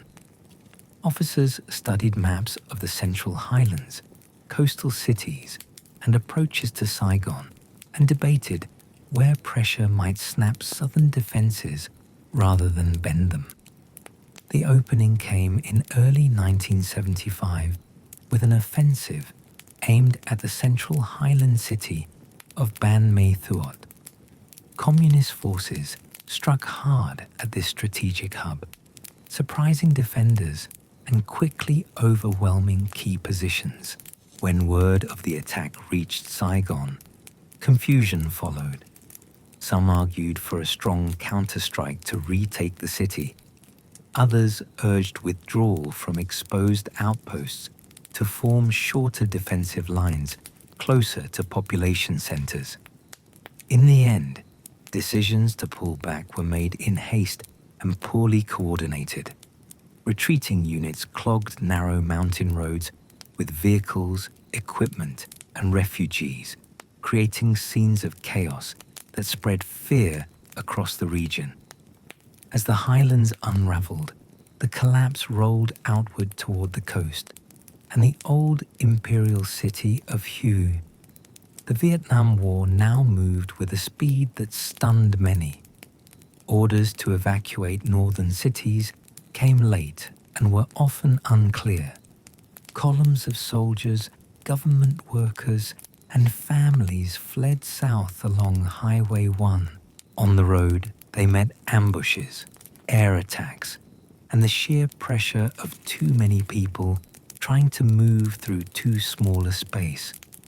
Photographs and memories from that time describe streams of carts, bicycles, and overloaded trucks crawling past fields, while smoke rose behind them from abandoned positions and burning depots. Da Nang, once a major base and busy port, became a symbol of the accelerating collapse. As northern forces approached, tens of thousands of people crowded the beaches and docks, desperate for any boat or barge that might carry them south. Soldiers tried to maintain order, yet panic grew as rumors spread about which ships would depart and who might be allowed aboard. Some small craft left loaded far beyond safe capacity. Others never made it away before enemy artillery reached the harbor. From the air, pilots saw a city in motion, with roads jammed and people swarming toward the water's edge. Within weeks, the Vietnam War in the South had shifted from a contest over territory to a race toward Saigon, filled with fear and resignation. President Thieu, under intense pressure, spoke on radio and television and tried to rally the nation. His words could not cover the loss of faith that followed the rapid fall of major cities. Eventually, he resigned and left the country, hoping that new leadership might somehow find terms less severe. On the streets of Saigon, people read headlines about his departure on paper sheets posted outside newsstands and whispered that the end was near, even if no one knew exactly what that would look like. Inside Saigon, ordinary families weighed desperate choices as the Vietnam War drew closer and closer to their doorsteps. Some people with ties to the government or the military tried to secure exit papers, passing through crowded offices where typewriters clacked and officials worked through piles of applications. Others sought places on flights for children through adoption efforts and emergency programs, believing that even a permanent separation would be better than an uncertain fate under a new regime. Shopkeepers quietly sold whatever they could, from radios to furniture, turning belongings into cash or gold that might be useful if they had to leave in a hurry. Nighttime conversations rarely ended easily. In early April, an effort later known as Operation Babylift began to airlift children, many of them orphans, or the children of mixed families, out of South Vietnam. Planes took off with rows of small beds and seats filled with frightened and confused young faces. The operation was shadowed by tragedy when one aircraft crashed shortly after takeoff, killing many on board and leaving rescuers to search through wreckage scattered in fields outside the city. The image of broken fuselage pieces against green ground captured the mix of urgency and risk in those final days. Despite the loss, flights continued, carrying children toward uncertain new lives in foreign lands. As Northern forces advanced, the American presence in Saigon shrank to a tense core. The Vietnam War for the last diplomats, Marines, and local employees turned into a careful countdown. They destroyed sensitive documents, burned files in barrels, and prepared emergency plans in case regular flights from the main airport could no longer operate. Communication centers hummed with traffic as Washington and Saigon exchanged updates.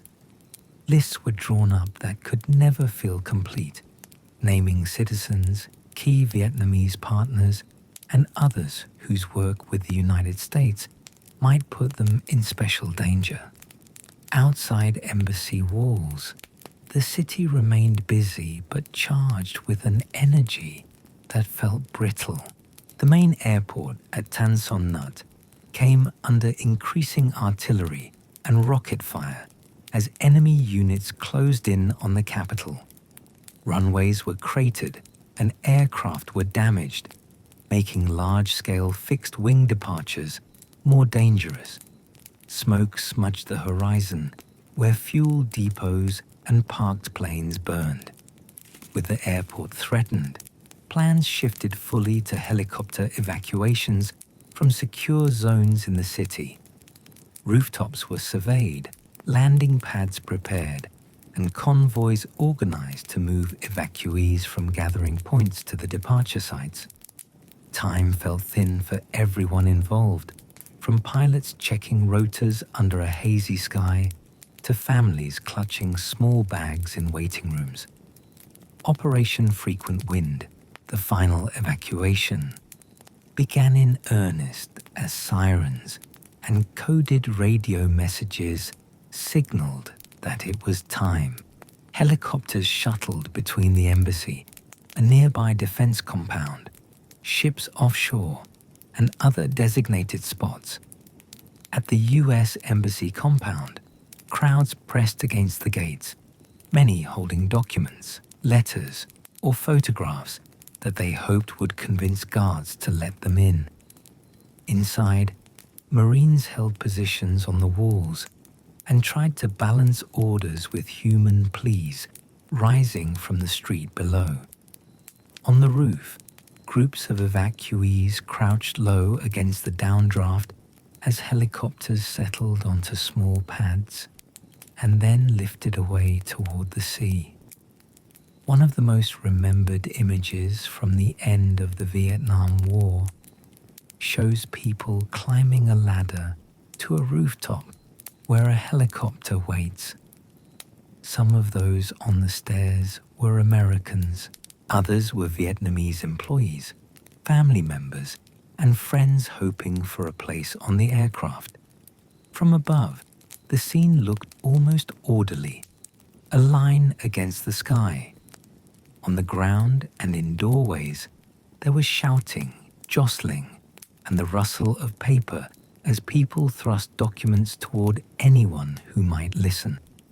Each departure carried not just passengers, but the last traces of a long and tangled presence. As the final helicopters left, embassy staff destroyed remaining equipment and prepared to depart. The compound that had once been a symbol of influence in Saigon fell quiet, except for the echo of rotors fading into the distance and the voices of those unable to board. When the last Marine security guards lifted off, they looked down at empty courtyards and streets still filled with figures who had not made it through the gates. Out at sea, ships received wave after wave of helicopters, some so overloaded that flight decks became crowded with machines. In some cases, crews pushed older aircraft into the water to make room for more arrivals, watching as machines slipped beneath the waves.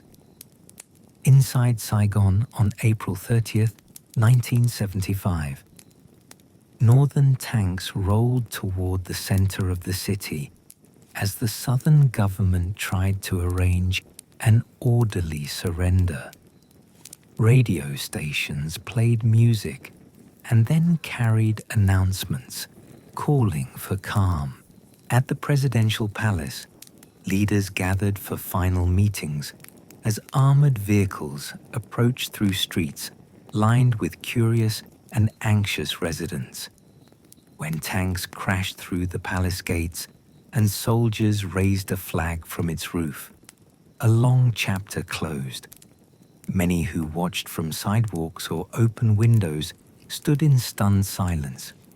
They had lived through colony, division, war, and now a new kind of rule. In the days that followed, the name Saigon was officially replaced with Ho Chi Minh City, and new authorities took control of ministries, bases, and public spaces. Former officials and military officers were ordered to report for re-education sessions, sometimes planned as short programs and sometimes stretching into years. Businesses were reorganized under new economic policies.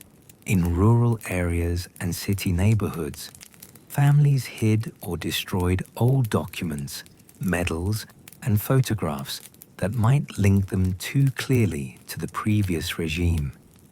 Others stepped forward to fill posts in the new structure, hopeful that unity would finally bring stability after decades of conflict.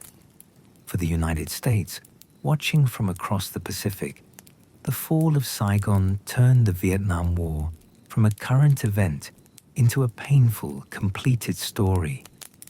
News cameras showed the last evacuations, the tank at the palace, and the first days of the new government.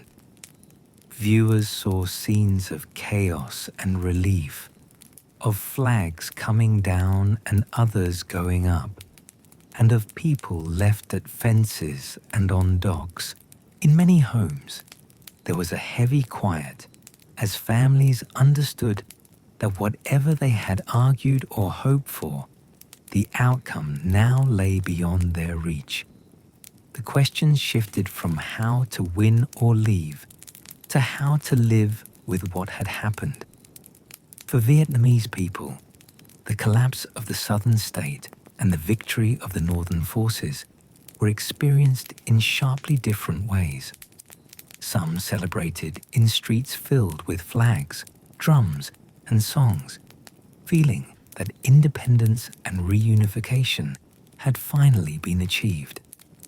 Others mourned quietly in shuttered rooms, worried about relatives in uniform, fearful of new policies, and wondering if they might have to risk leaving the country by sea or by land in the months ahead.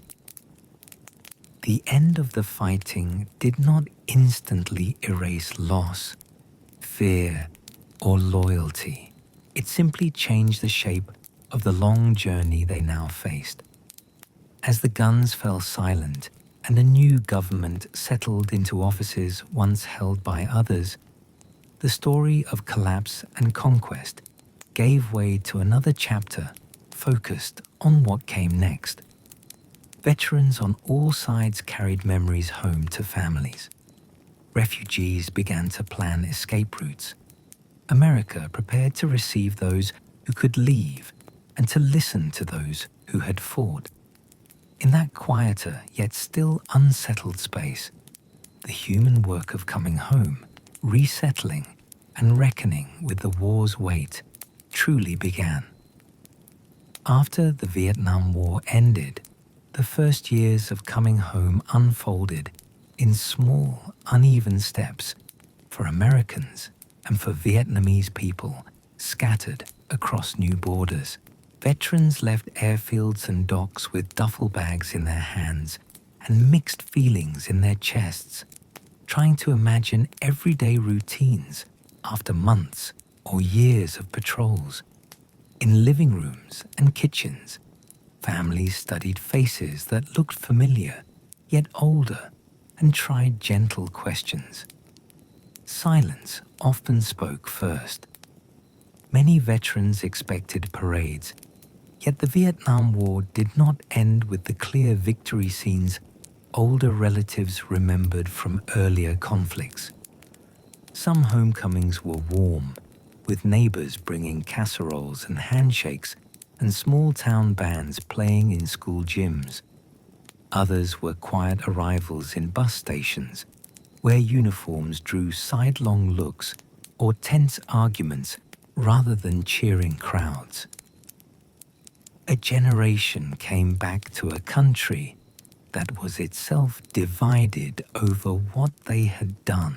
For some, service in the Vietnam War opened doors through benefits that paid for college courses or trade schools, giving men who had once walked jungle trails a path toward degrees and new careers.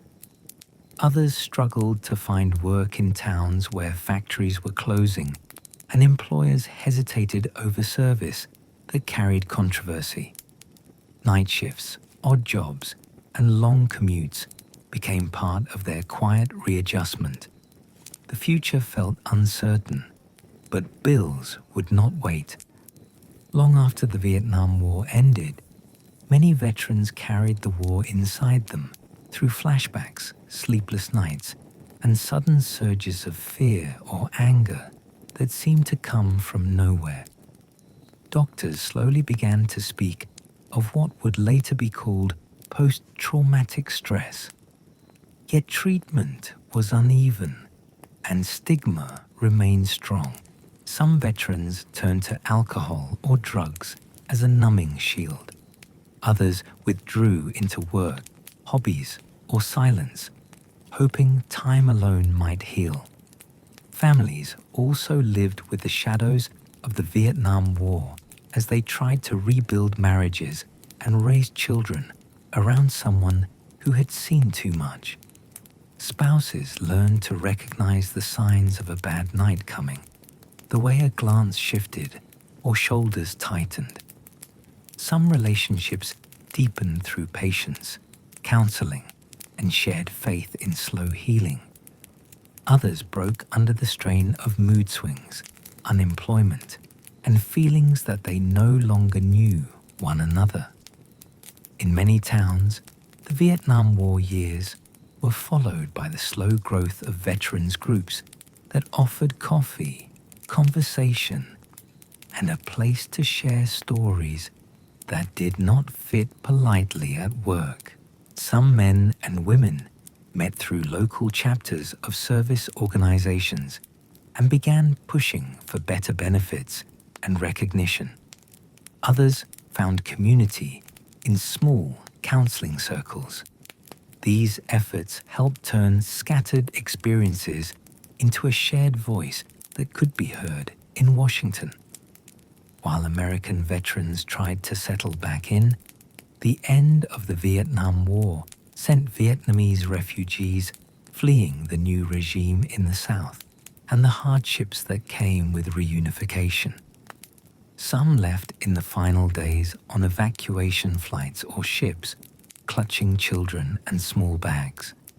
Others departed later, after re-education orders, property seizures, or fear of punishment made staying feel impossible. Their journeys began with loss before they stepped onto boats or planes. First stop for many who escaped.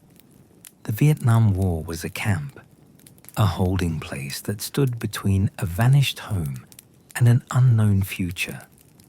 In Guam, in the Philippines, and on military bases in the United States, refugees slept in barracks and tents beneath foreign skies. Loudspeakers announced mealtimes and paperwork sessions in languages they did not yet understand. Volunteers, caseworkers, and sponsors walked gravel paths carrying clipboards and dictionaries, searching for names.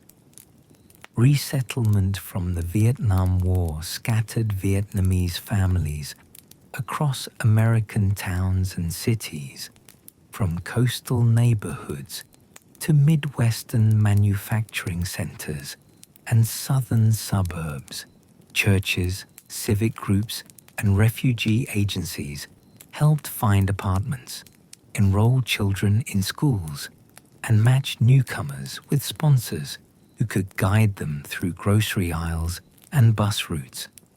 English classes filled church basements and community centers. At tables, people practiced new words while cooking dishes, holding on to flavors that felt familiar.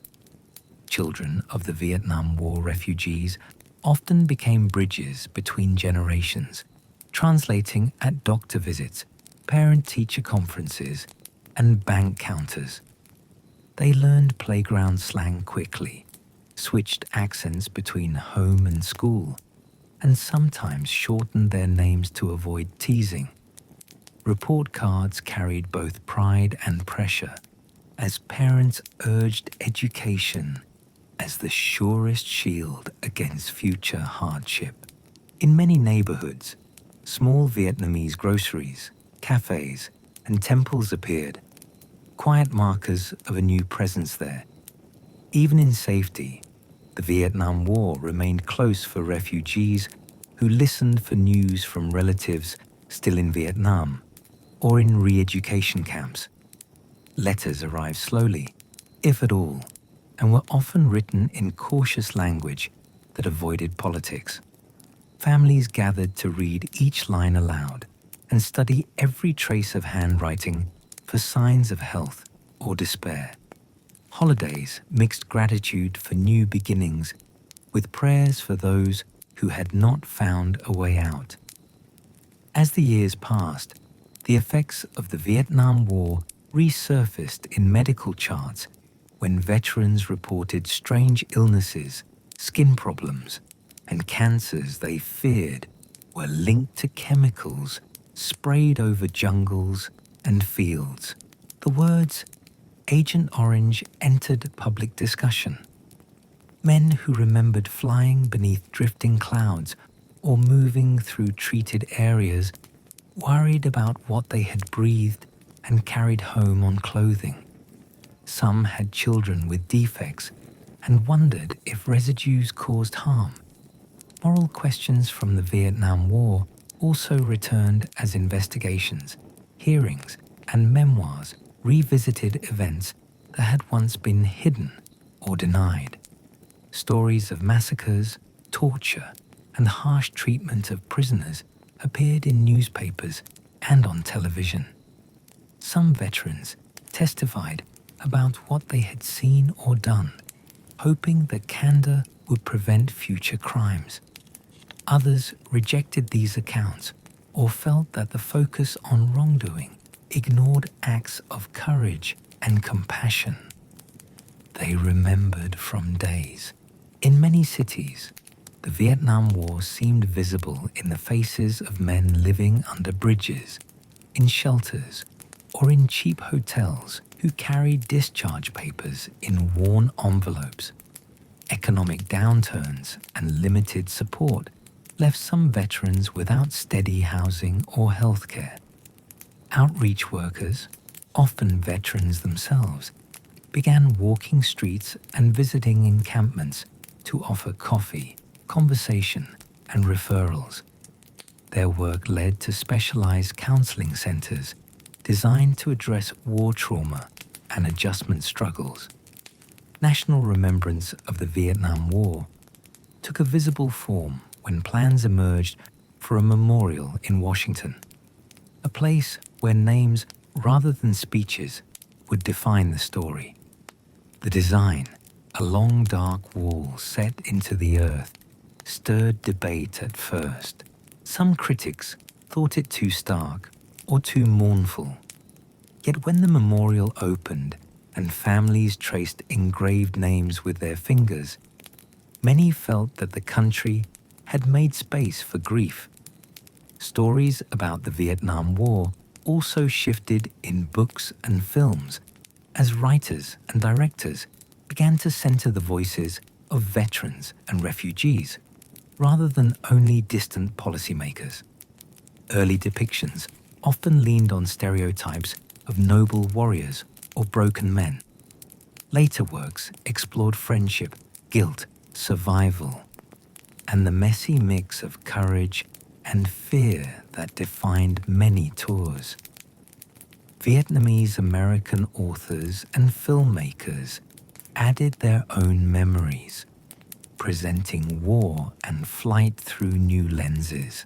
Another legacy of the Vietnam War lay in children born to Vietnamese mothers and American fathers, many of whom grew up facing stigma, questions of identity, and the ache of separation. Some remained in Vietnam, marked by features that set them apart in classrooms and streets. Others later emigrated through special programs, carrying faint memories of early years and stories told by relatives. Their lives bridged countries that had once met through violence and war. For those who remained in Vietnam after the Vietnam War, coming home meant learning to live within a unified country that still carried the deep marks of conflict. Former soldiers and officials from the South attended re-education sessions that could stretch into years, laboring in remote areas while repeating lessons on new political lines. Families adjusted to rationing, new workplace rules, and state control of many businesses. Long years after victory tested patience and hope. Decades later, memories of the Vietnam War softened in some places into cautious reconciliation as diplomatic relations were restored and veterans and refugees returned to visit landscapes that had once terrified them. American visitors walked through cities that now held towers, markets, and museums describing the conflict from another perspective. Some found the exact fields, bridges, or bases where they had served. Others met former enemies who worked as guides, shaking hands in quiet streets.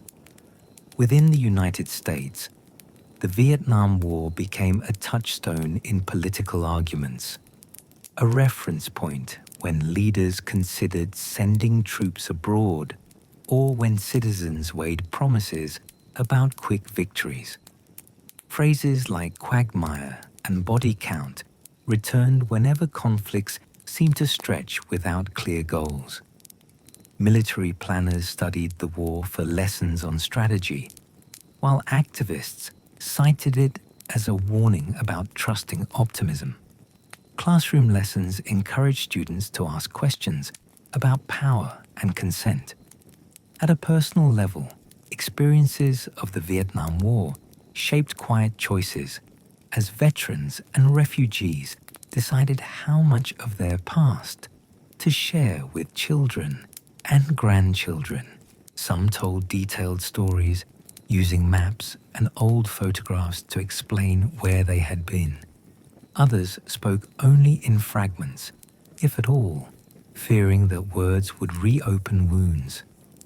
Family histories sometimes skipped years, yet gestures, habits, and pauses during songs or news reports carried quiet meaning.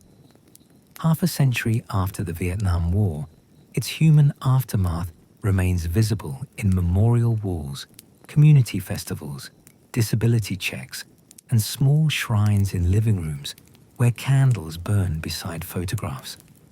The war's veterans and refugees are older now, yet their experiences still shape how America thinks about duty, loss, and responsibility.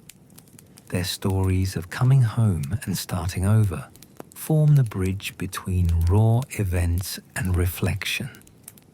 Across that bridge, the search for lessons continues.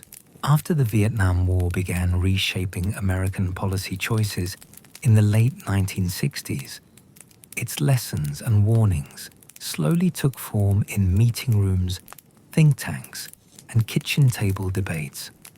For officials, The war turned from a distant commitment into a case study in how power could be used and misused far from home. For officers and analysts, it became a caution about believing that technology, will, and statistics could solve conflicts rooted in history and identity.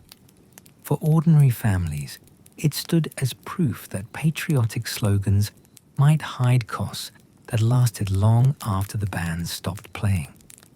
In the years that followed, America tried to turn pain into guidance, adjusting laws, doctrines, and habits of mind, even as memories of jungle patrols and crowded protests remained close. Those adjustments did not erase the war, yet they cast a long shadow over every future decision to fight for generations ahead. One of the clearest policy responses to the Vietnam War was the effort to limit how easily a president could send troops into combat. During the build-up and escalation years, decisions about bombing campaigns and troop numbers had often been made within a small circle, then presented to Congress as fate's accomplice rather than open questions. Lawmakers who later read internal documents felt misled by optimistic testimony and partial briefings. In 1973, Congress passed the War Powers Resolution, which required presidents to notify them quickly when forces were introduced into hostilities and to seek authorization if deployments extended beyond a short window. The law did not erase political pressure or prevent every future military action, yet it signaled that automatic trust in the commander-in-chief had been shaken. From that point on, talk of foreign interventions often met questions about oversight, duration, and the honesty of goals. In the military and intelligence worlds, the Vietnam War prompted long reviews of assumptions about strategy, measurement, and culture. Commanders who had once trusted body counts, sortie numbers, and Hamlet control charts now saw how easily such metrics could mislead when they ignored local politics and human experience. War games and staff colleges began to stress the importance of understanding societies, histories, and languages instead of treating every conflict as a simple test of firepower. Officers studied counterinsurgency manuals that urged patience, legitimacy, and careful attention to civilian harm. Some embraced these ideas deeply. Others believed that the main lesson was to avoid large land wars in Asia altogether. The phrase "no more Vietnams" echoed in essays and speeches, capturing both a desire to prevent quagmires and a wish to avoid the kind of social division that had shaken American streets when casualty lists grew long. It became a warning. Journalists and citizens also drew lessons from the Vietnam War about information, secrecy, and the images that reach home. Reporters had moved relatively freely across South Vietnam, riding in helicopters, walking with patrols, and visiting hospitals where the wounded lay under fans that barely stirred the heavy air. Their stories and photographs sometimes clashed with official briefings that painted a rosier picture. That gap in perception gave rise to the phrase credibility gap, a shorthand for the distance between public statements and ground truth.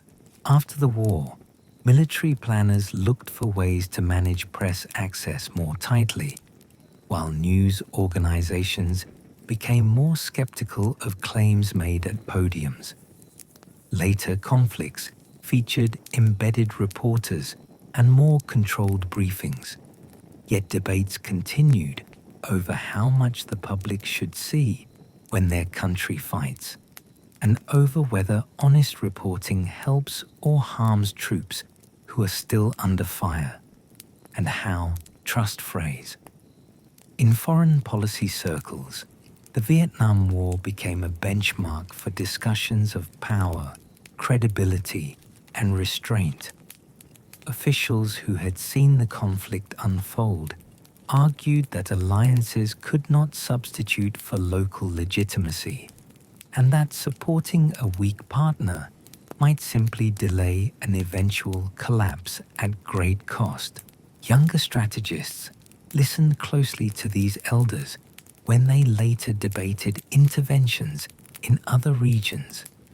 Out of these conversations grew ideas that the United States should fight only with clear objectives, broad support, and overwhelming force, and should avoid gradual escalations that blurred responsibility.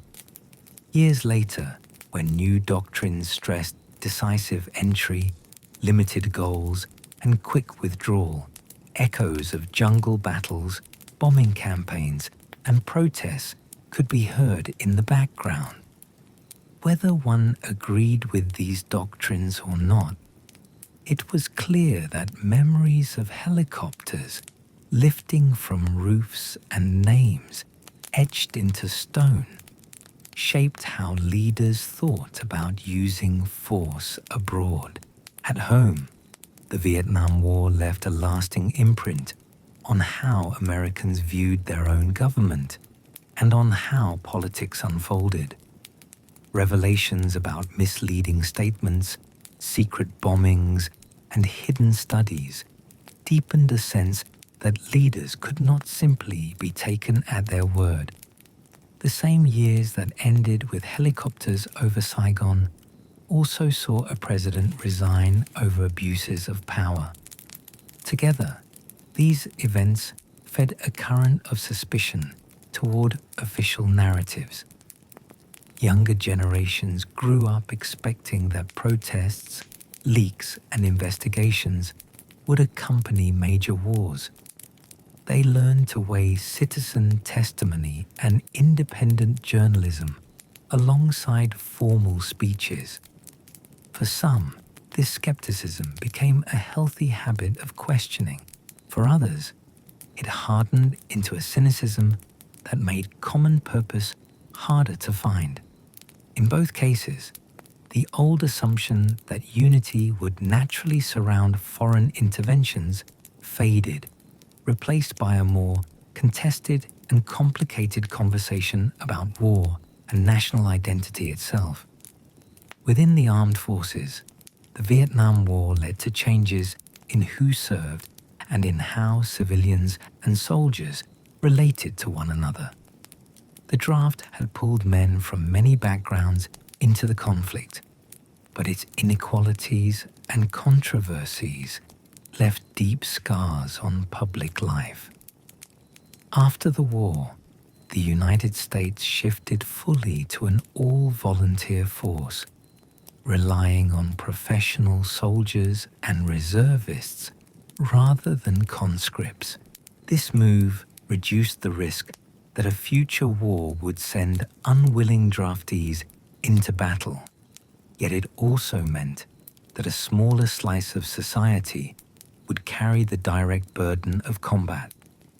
Civilian leaders and military planners became more attentive to keeping casualties low, both for humane reasons and because they knew that sustained losses could quickly erode support at home. Each new deployment raised questions about whether families not in uniform felt the costs strongly enough to shape national choices and futures. As new conflicts appeared on the horizon, the Vietnam War hovered in the background of every debate, sometimes clarifying and sometimes distorting judgment. During smaller interventions, leaders emphasized limited missions and clear exit plans, hoping to show that they had absorbed earlier warnings. When a larger war was launched in the Persian Gulf, officials spoke of narrow goals and coalition support, and many commentators contrasted the campaign's short duration with the long grind in Southeast Asia. Years later, as the United States entered fights in Afghanistan and Iraq, echoes of old arguments returned. Supporters insisted that the situations were different.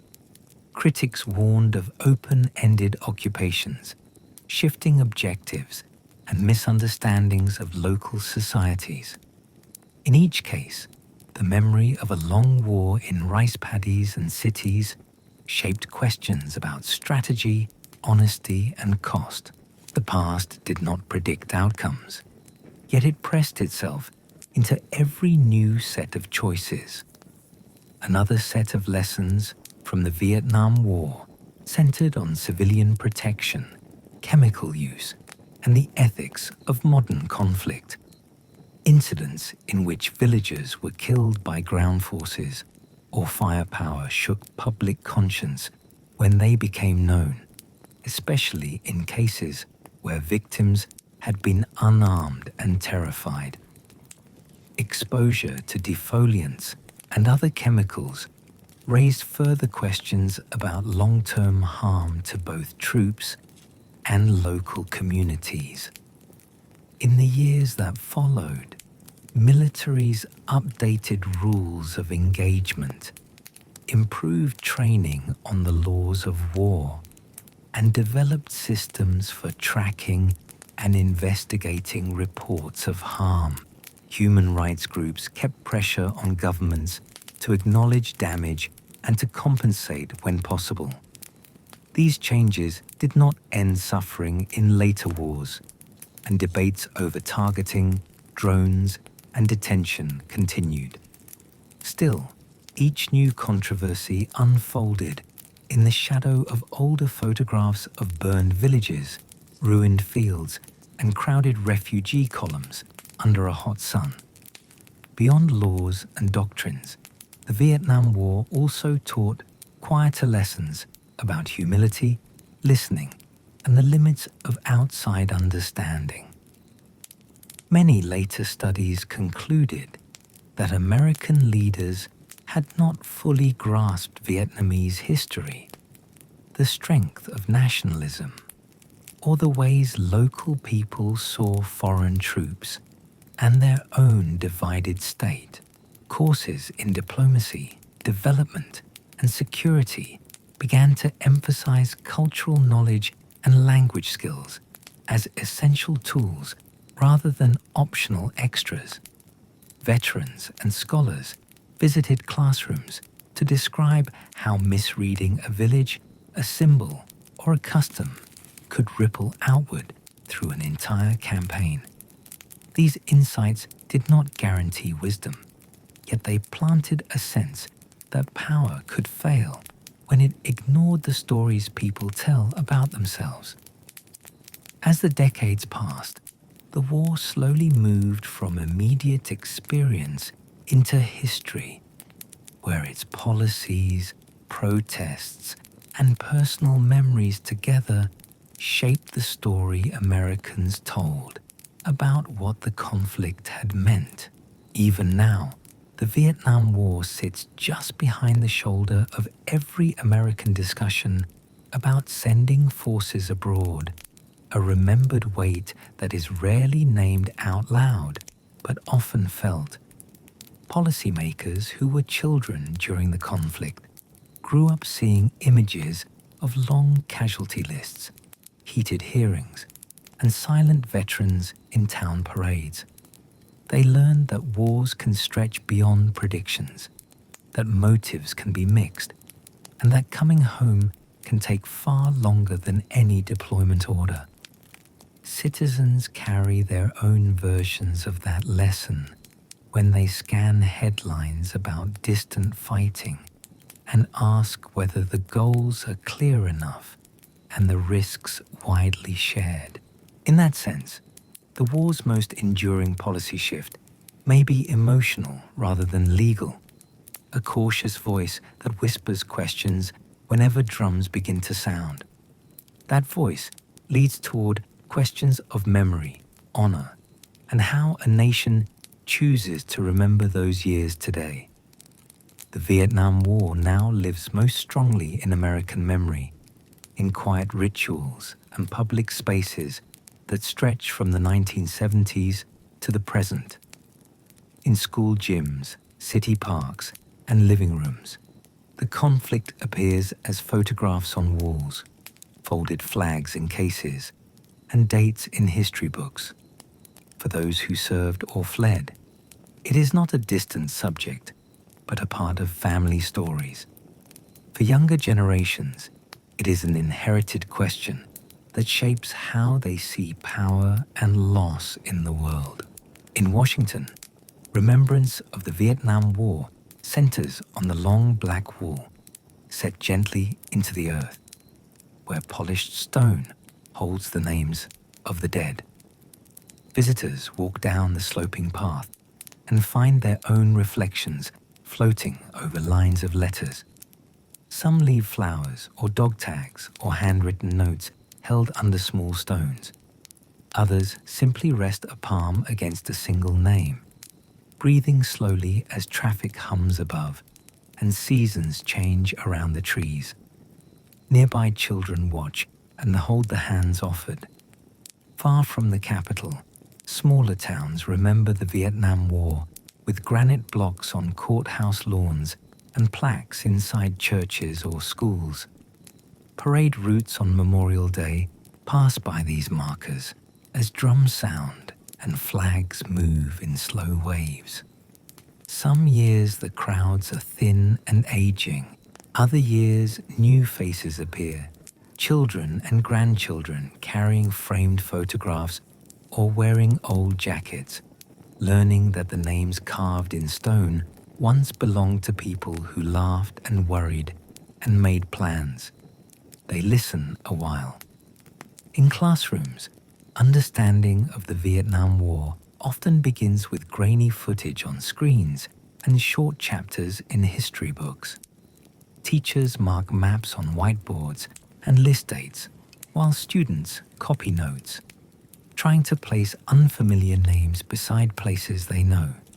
Some classes read memoirs or novels that move beyond strategy into individual voices. Others visit traveling exhibits where helicopters, uniforms, and letters sit under glass, turning abstract timelines into objects that once passed through very real hands. Questions linger as the bell finally rings. The story Americans tell about the Vietnam War is not a single settled tale, but a set of overlapping narratives that sometimes argue with one another. Some focus on bravery under fire and on loyalty between soldiers who shared danger. Others emphasize misjudgment, deception, and the suffering of civilians caught in contested zones. Still others center the experiences of Vietnamese refugees and of those who opposed the war at home, insisting that any honest memory must hold all of these perspectives together. The debate continues. Popular culture has carried the Vietnam War into living rooms long after the last convoy left.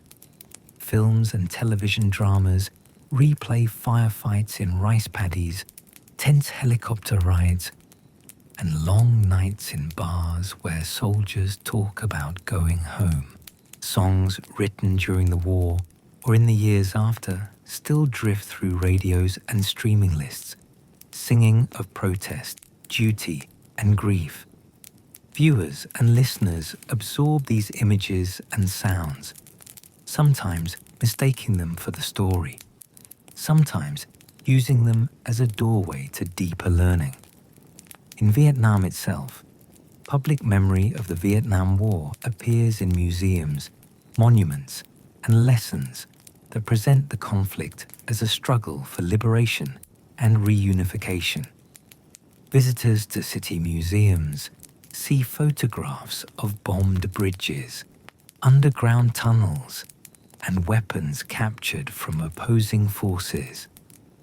Guides describe campaigns and victories, while school groups listen in rows, in villages and neighborhoods.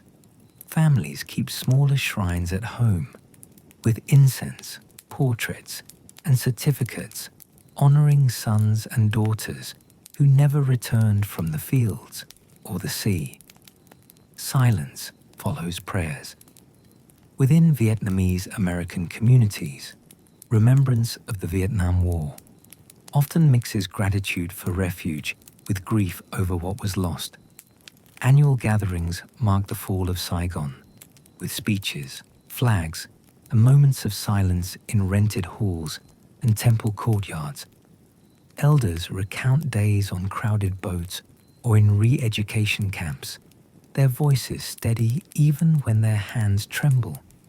Younger people listen with respect, yet also carry their own questions about identity, belonging, and how much of this history should shape their future choices. Conversations stretch. In political life, arguments about the Vietnam War continue to surface whenever leaders consider new military commitments. Supporters of strong intervention warn that hesitation can invite aggression and point to times when early action might have prevented greater violence. Critics answer that ambition and fear once drew the country into a conflict it did not fully understand. Both sides invoke the war in speeches and articles, searching its tangled history for guidance that might support their preferred path forward. The old lessons never feel settled. Public discussions of the Vietnam War now often turn on how to honor those who served while still questioning the decisions that sent them overseas.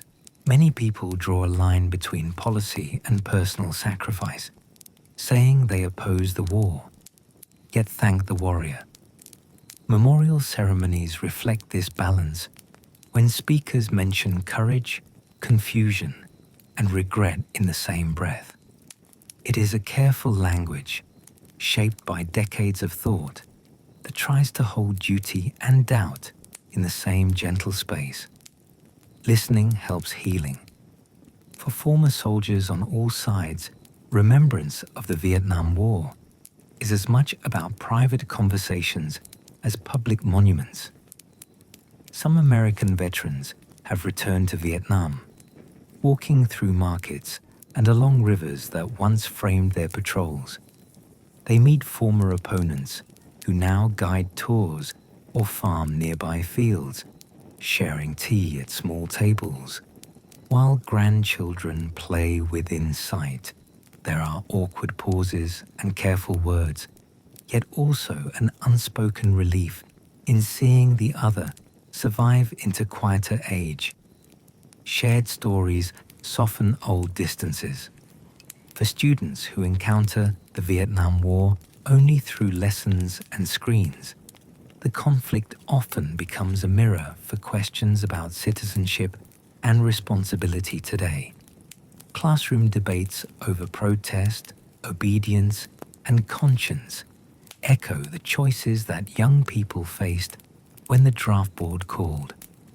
Some students identify with those who marched in streets and refused induction. Others imagine themselves in uniform, focused on protecting the friends beside them. Many leave the unit seeing that history rarely offers easy heroes or simple villains. Complexity becomes guide. In broader public life, conversations about the Vietnam War sometimes circle around questions of apology, accountability, and gratitude. Some Americans feel that their country owes more recognition to Vietnamese civilians, allies, and refugees whose lives were broken apart. Others believe that constant revisiting of the war keeps old wounds open and distracts from current problems. Between these positions, many simply hope that honest reflection can coexist with respect, allowing people to face difficult truths without losing sight of human dignity. That hope shapes future choices.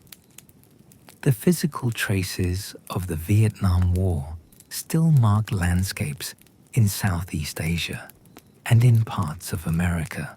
In Vietnam, Laos, and Cambodia, unexploded ordnance remains buried in fields and hillsides, turning ordinary farming and play into work that requires vigilance. Organizations train local teams to find and clear these devices, inch by careful inch. Along coastal areas and rivers, fishing families remember years when bombs and chemicals scarred the water, and they watch today for signs that the environment can slowly recover. Hope returns. The human body also carries a quieter legacy of the Vietnam War in illnesses linked to chemicals and stress. Veterans from several countries have reported cancers, nerve disorders, and skin problems that they believe are tied to exposure during their tours. Vietnamese families living near sprayed areas describe similar patterns, along with concerns about children born with serious conditions. Scientific debates continue, and compensation systems move slowly. Yet behind each claim stands a household that has spent years navigating doctors, forms, and uneasy questions. Together, within universities and research centers, study of the Vietnam War has grown into an entire field that draws on archives from many countries.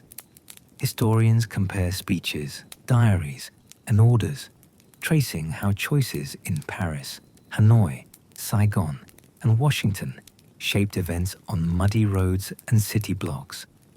Their work challenges simple blame and easy praise, showing how fear, pride, and limited information narrowed the options for leaders.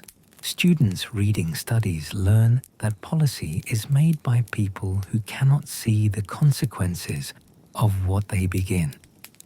In households shaped by the Vietnam War, everyday ethics sometimes carry the conflict's imprint in quiet ways. Parents who lived through the draft years talk to their children about questioning orders and listening to conscience. Whether the topic is school, work, or military service, veterans encourage young relatives to learn history before they decide how to serve. Refugee families urge their children to value both loyalty and thoughtful dissent, remembering how dangerous it felt when no one could safely question decisions from above. Values shift. Across these many settings, the Vietnam War functions less as a closed chapter and more as a continuing presence. It appears in law, in art, in medicine, and in the quiet rules families use when they talk about service and trust. The conflict reminds some people that their country can make grave mistakes. It reminds others that citizens must stay engaged if they hope to prevent future wars from drifting beyond their original purpose and their people's consent. In that way, memory becomes daily guidance. When people today pause to consider the Vietnam War, they are also considering their own place in a long chain of decisions and consequences. The story stretches from colonial disputes to jungle firefights, from campus marches to refugee journeys, and from court hearings to simple family dinners. Remembering it closely keeps distant suffering from turning into flat statistics. Remembering it gently allows space for compassion toward every life touched by the conflict, whether they wore uniform, carried a sign, or waited at home. That matters. As this long arc of the Vietnam War settles into history, the work of remembrance continues in quiet rooms and shared public spaces. Each time someone tells a story, traces a name, or listens with patience, the sharpest edges of the past grow a little less able to wound. The facts do not change, and the losses cannot be undone. Yet how they are carried can soften over time. In that softer space, people can rest a moment and step forward with more care together.